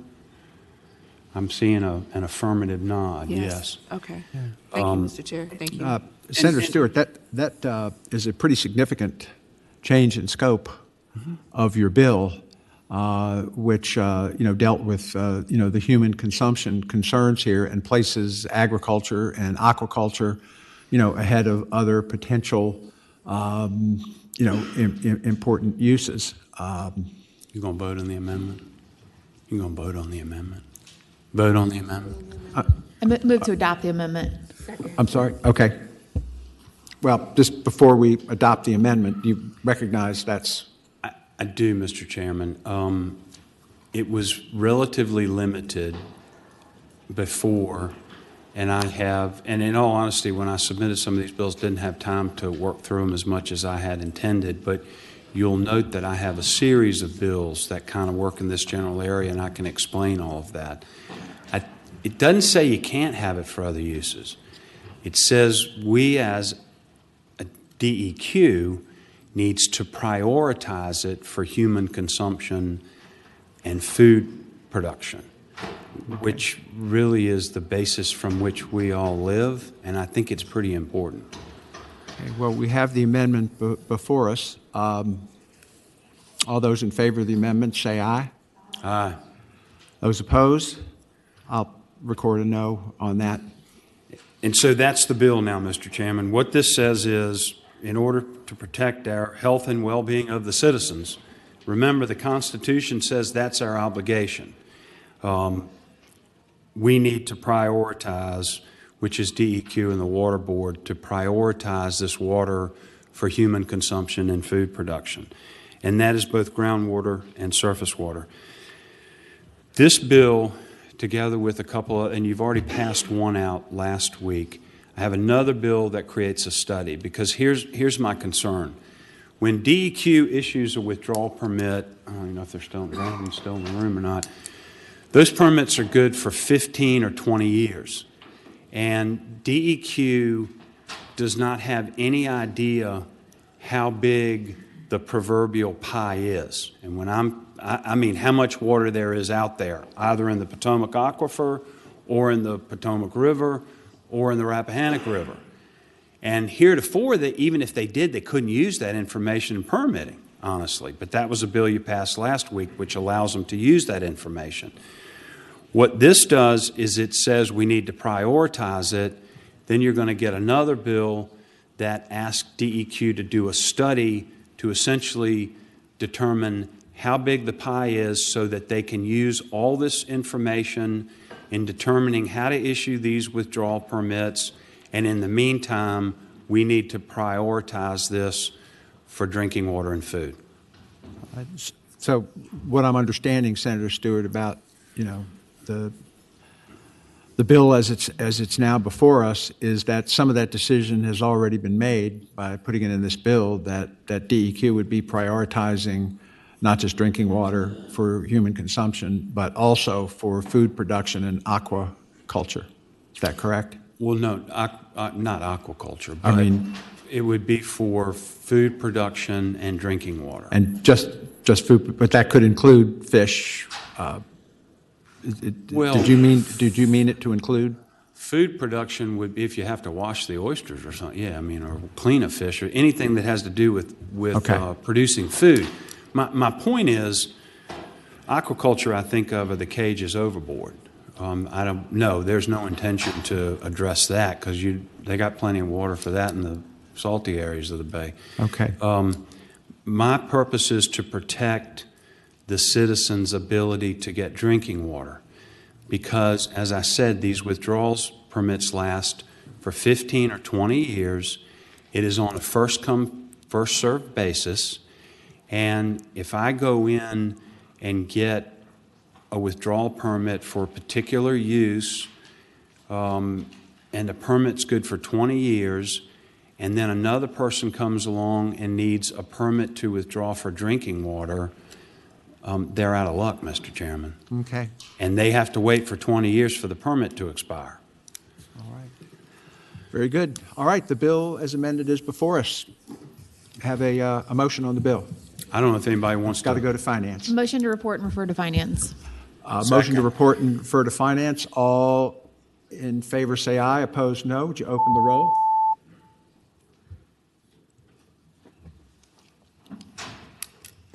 Ayes 15, no zero. Ayes 15, no zero. The bill reports. Thank you, Mr. Chairman, members of the committee. All right.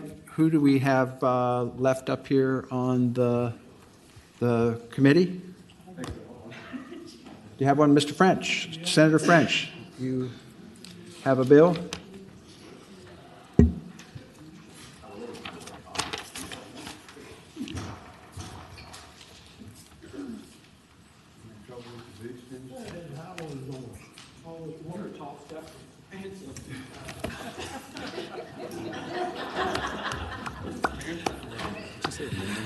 Senator French. Thank you. Senate Bill 298.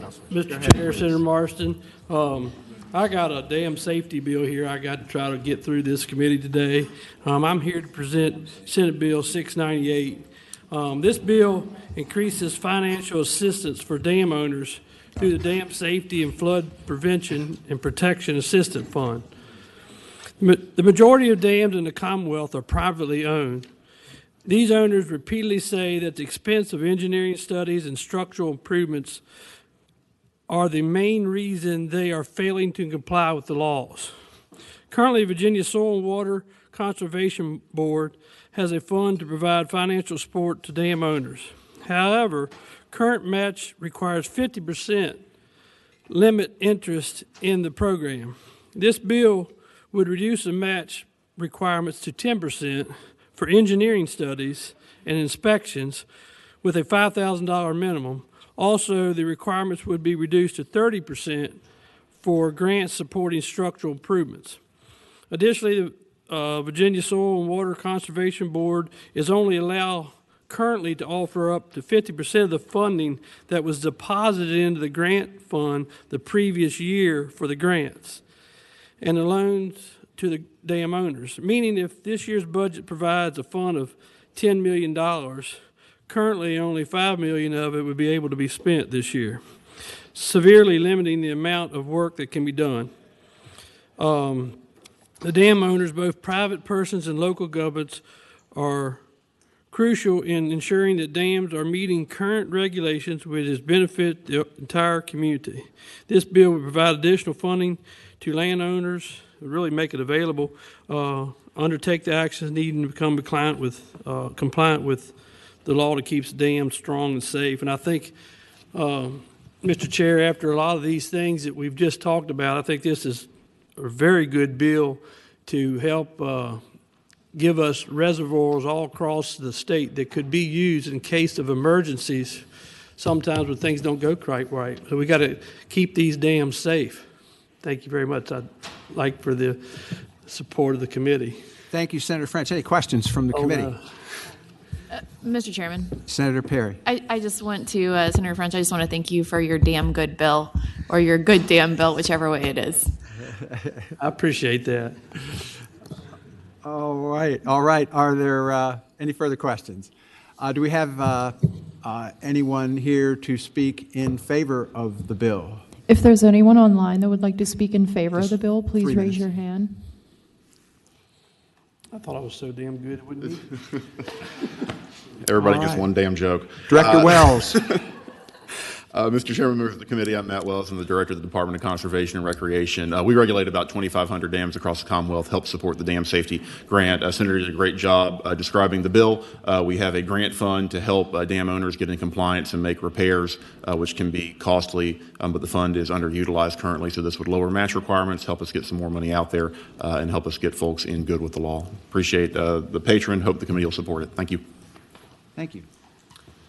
Mr. Chairman, J. Forbes Chesapeake Bay Foundation, for all the reasons previously mentioned, as well as the concerns about water quality and localized flooding that could result in dam failure, we support the bill. We want to thank Senator French and also the administration for their renewed focus on dam safety work here in the Commonwealth. Thank you. Next. Mr. Chairman, members of the committee, excuse me. My name is Mary Carson Stiff. I'm the Executive Director of Wetlands Watch, nonprofit based in Norfolk, Virginia. We are extremely supportive of this bill. Thank you for your time. Thank you. Mr. Chair, Steve Carter Lovejoy from the Virginia Sierra Club, and we support this bill. Mr. Chairman, members of the committee, my name is Morgan Butler. I'm a senior attorney with the Southern Environmental Law Center. We also support the bill for the reasons stated. Thank you. Mr. Chair, Pat Calvert, Virginia Conservation Network. We appreciate the Senator bringing this bill and support it. Thank you. Mr. Chairman, Jake Tabor, Virginia Farm Bureau, and we support this bill. Thank you. Mr. Chair, there's no one online to speak in favor. All right. We have 3 minutes for anyone in opposition to the bill. If anyone online would like to speak in opposition, please raise your hand. Here we go. All right. Well, this one would have to go to Finance. So could we have a motion on the bill? It would be to report and refer to Finance. Motion, report, and refer. We have first and second to report the bill and refer to Finance. If we could open the roll, please. Vote aye if you're in favor, nay if you're opposed. Ayes 15, no zero. Ayes 15, no zero. Congratulations. And you Chair. also have 298. I have that, but I was told that we were moving that. We're moving that till, okay. Did we already take care of that earlier? I didn't hear it. I have it here with me. But we were called by your office and said it was being moved. It's on the docket. As far as I know, did we take it by? We did not. No, we did not. Please. 298. Let's do it.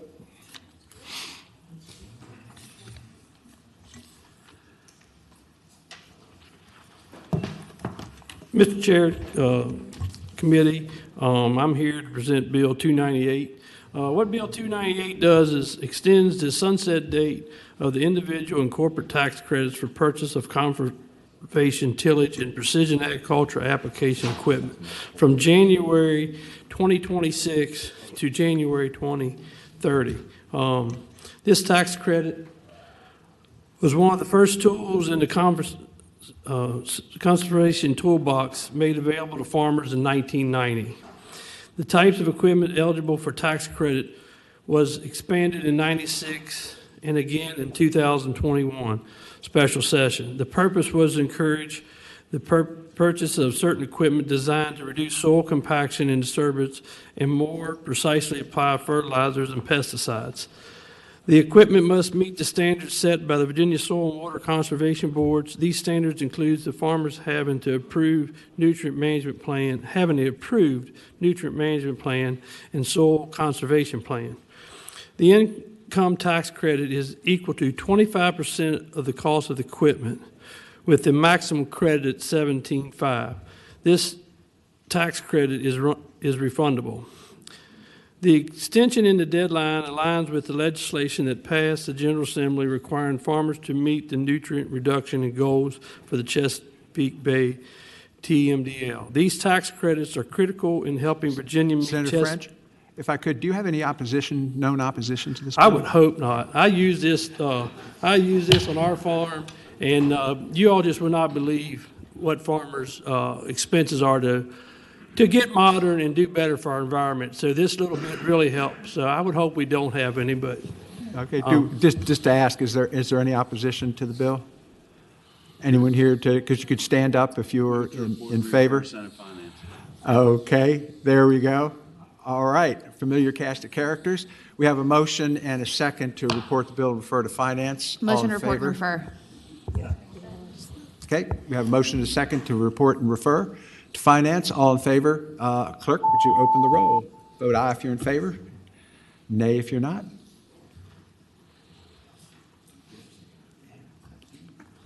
Ayes 15, no zero. Ayes 15, no zero. The bill reports and re-refers to finance. Thank you, Senator Mr. French. Chair, Committee, thank you very much. All right.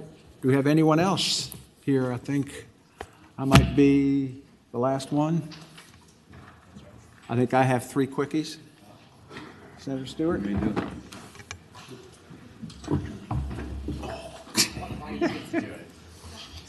Senator. Oh.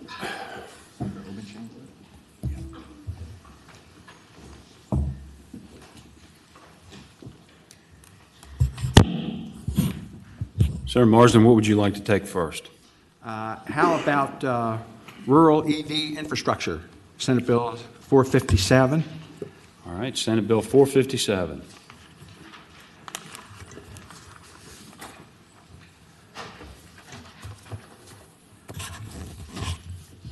Decarbonization. Thank you, Mr. Chairman. Senate Bill 457. We've had this bill before us before in several different formats, but basically what it does is to set up the fund so that we can do distressed urban areas, rural areas, and other areas of the Commonwealth by setting up a grant fund that would, for the distressed and urban and rural areas, allowing, I believe, for 75% of the cost of the non-electric utility costs of these infrastructure, charging facilities, and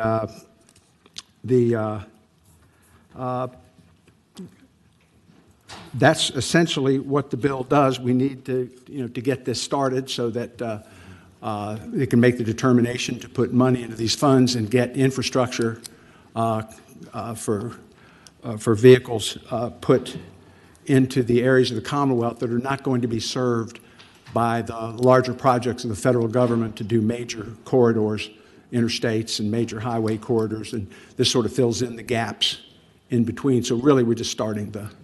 Is it, Senator Marsden, it's just setting up the fund? It's not actually transferring any money, as I read it. Is that correct? I do believe, though, it needs to be re-referred to finance. All right. Any questions of Senator Marsden? Is there? We do have a sub, though, that I would like to have taken up. All right. Is there a motion on the substitute? Motion properly seconded to accept substitute. All in favor, please say aye. Aye. Opposed, no. The ayes have it. Let's see if it's up.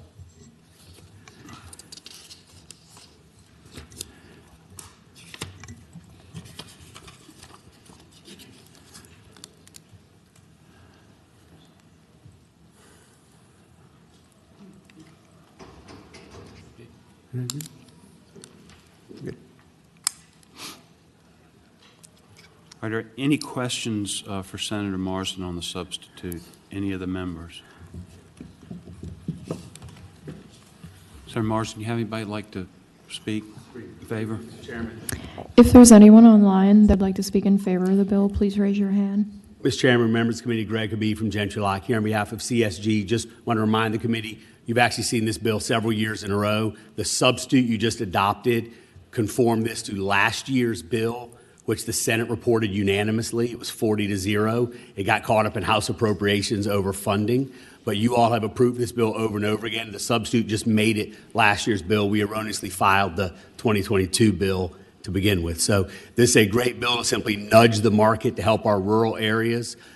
This is an important bill as we move into our modern transportation network, and we ask that you again advance this bill unanimously as you've done the last few years. Thank you, Mr. Chairman. Greg,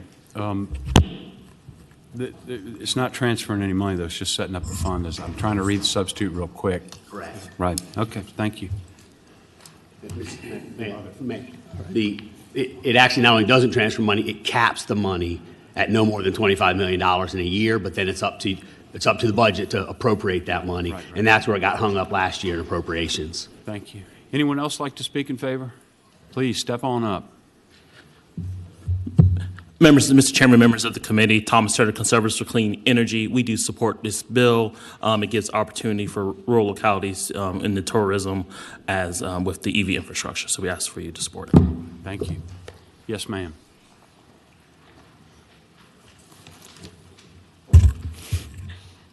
Mr. Chair and members of the committee, my name is Aisha Shakera, and I'm with Advanced Energy United. We are the only business association in the U.S. that represents the full range of advanced energy technologies, both grid scale and distributed, along with electric vehicles and charging companies. And with an industry-focused approach, we support policymakers to reach 100% clean power and clean transportation. Major auto manufacturers are transitioning to electric models in response to just like major growth in the EV industry. And the National Electric Vehicle Infrastructure Program established by federal law is accelerating public charging stations in major highway corridors. As we move closer to a future where EVs are the norm, decision makers can ensure Virginians are safely and easily charging by building public charging stations in areas federal dollars do not cover, like rural, tourist, and low-income areas. Public charging amenities can boost local economies and give communities new opportunities to generate profit. A key barrier right now to the EV adoption is range anxiety, and this legislation seeks to address that concern by ensuring more Virginians can readily access chargers and feel secure in their ability to drive their EVs at home and beyond. And public charging amenities can lower current and future charging wait times, constraints on highways and cities, with existing chargers, and generate additional tax revenue, tourism, and small business profits. You know, this bill signals, this bill better aligns Virginia with the transportation industry. I don't mean to interrupt you, but I think the bill's in pretty good shape, and you may be. Sometimes when you talk too much, you actually can kill a bill. But if you want to continue. Oh no! I mean, I can keep. I'll do one last sentence. This bill signals to developers that the Commonwealth is No. I really mean I think his bill is in good shape. Oh, thank you. You don't need to keep going. Thank you, Mr. Chairman. And Did you support the bill? If you just step up and tell us that you support it, we'd appreciate that. James Hutzer, Virginia Association of Counties. We support. Thank you. Anybody oppose this bill? If there's anyone online that would like to oppose the bill, please raise your hand.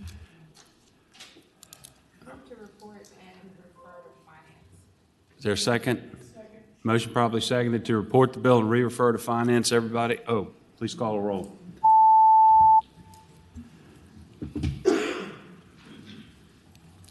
Ayes 15, no 0. Senator Obenshain voted for your bill, Senator Martin. Because I have his proxy. I'm about to cry. All right, what would you like to take up next? Let's do, excuse me one moment here. Let us do Senate Bill 453, dealing with emissions. And we have a substitute on that actually aligns us with the House. Is it a complete substitute or a line amendment? All right. And the Substitute. All right, we get a Motion to motion on adopt substitute. Motion properly seconded to adopt substitute. All in favor, please say aye. Aye. Opposed, no. The ayes have it. It says unavailable. The substitute, Mr. Chairman, I believe just does changes two dollar figures. It reduces from 5% for a credit card fee that you can charge for an admissions inspection down to 3%, and but it increases the fee from $28 to $30 for emissions, either done in gas stations or in those remote testing sites where they sit along the side of the road and determine whether you have passed, and they send that information on into the state, and then you're sent the bill for the emissions. If you pass, if you fail, you got to turn yourself in. But at any rate, this is just, it goes from the main part of the bill is that the compensation they get for running one of these stations for their equipment and their costs and what have you hasn't been raised in quite some time, and we're up from $3,500 a year to $5,000 a year. That's what the original bill did before we made those two amendments on the fees for each test. But that is what the bill does, and I urge you to pass this legislation. It's time we compensated these people fairly for the work that they're doing on behalf of the Commonwealth. Question to the patron. Can everybody see the substitute? Senator Salim. I just have a clarification. Does this have to go to finance? I would suspect that it does. Okay. Thank you. Question? Senator Marsden, do you have anybody like to speak? I see people lined up.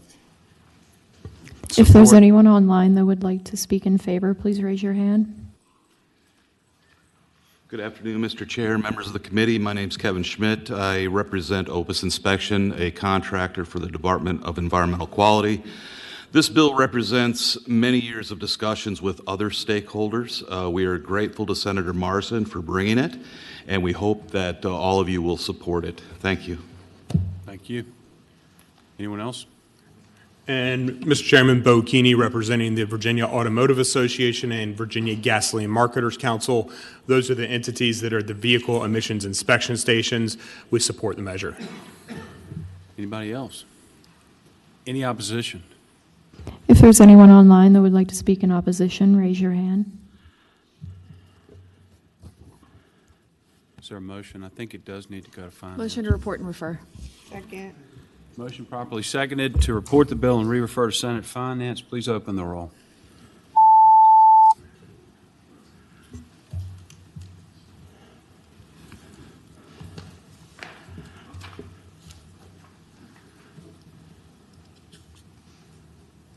Sorry. I'm trying to figure it out. Yep. Ayes 11, noes 3, abstentions 1.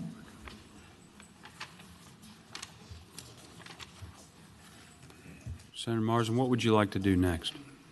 Bill reports.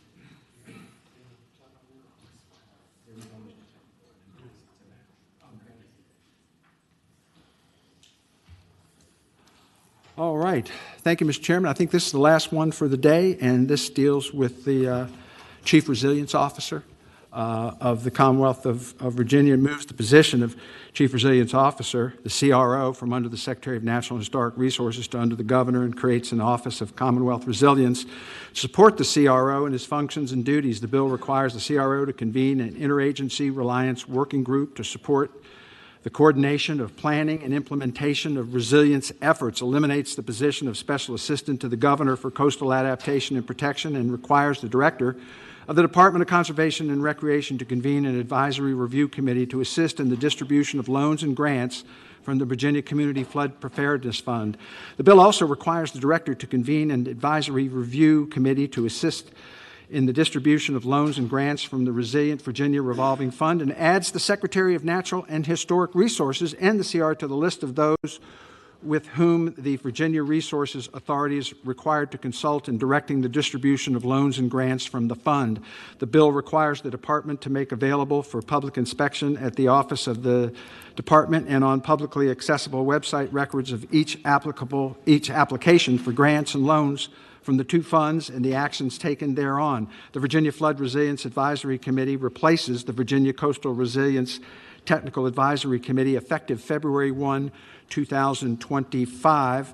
And I believe this bill has to also go to finance, does it not?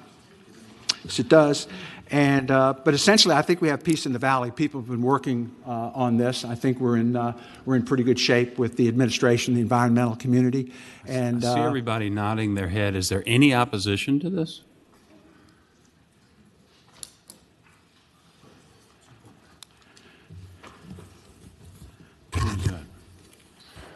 Is there a motion on the bill? Motion to report and refer. Yep, second. And re-refer to So finance? one moment, Mr. Sorry. Mr. Chairman. Not on this bill. You have another bill, though.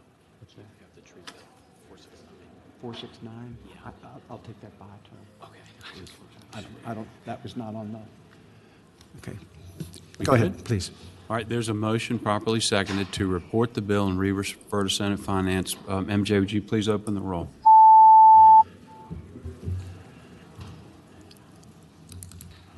Ayes 15, no zero. Is that all you had? That's it. And also, I would make a motion, Senator Stewart, to take the one bill I have left, 461, to take that by for the week. Can we have a motion to take 461 by for the week? So moved. Motion properly seconded, pass that by. We need to, that's not a roll call vote. That's just an aye, right?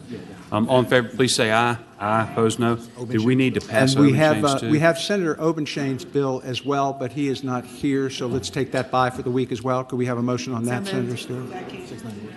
Motion properly seconded to. Did he just want us to try to do it?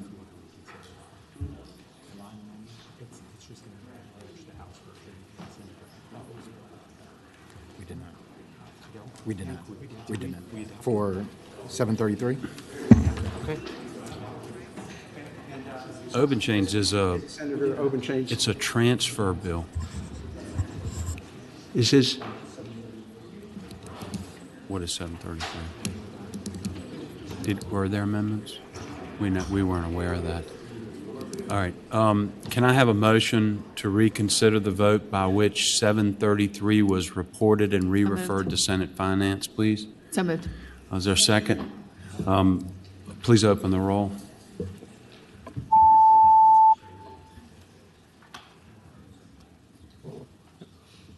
Ayes 14 or 15, no zero.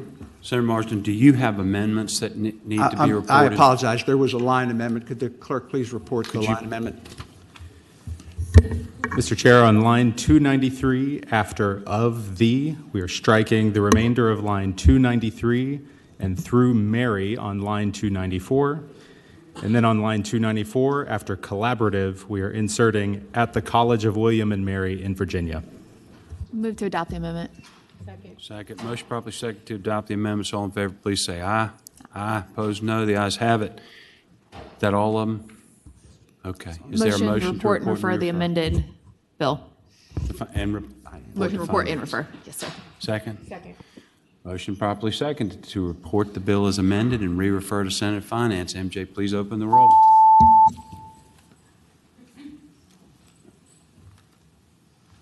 Ayes 15, no zero. And Mr. Chairman, we'll hear Senator Obenshane's bill next week. Is that correct? All Is right. there a motion to pass by Senate Bill 691 for the week? So moved. Second. All in favor, please say aye. Aye. So we were told to send that to courts. Senator Obenshain wanted to send it. All right, can we reconsider that motion? Somebody? There a motion Motion to reconsider. Sorry about that. Is there a motion to re-refer that bill to Senate courts. Yes, sir. Second. And that is a recorded vote, isn't it? Yes, sir. All in favor, please record your ayes.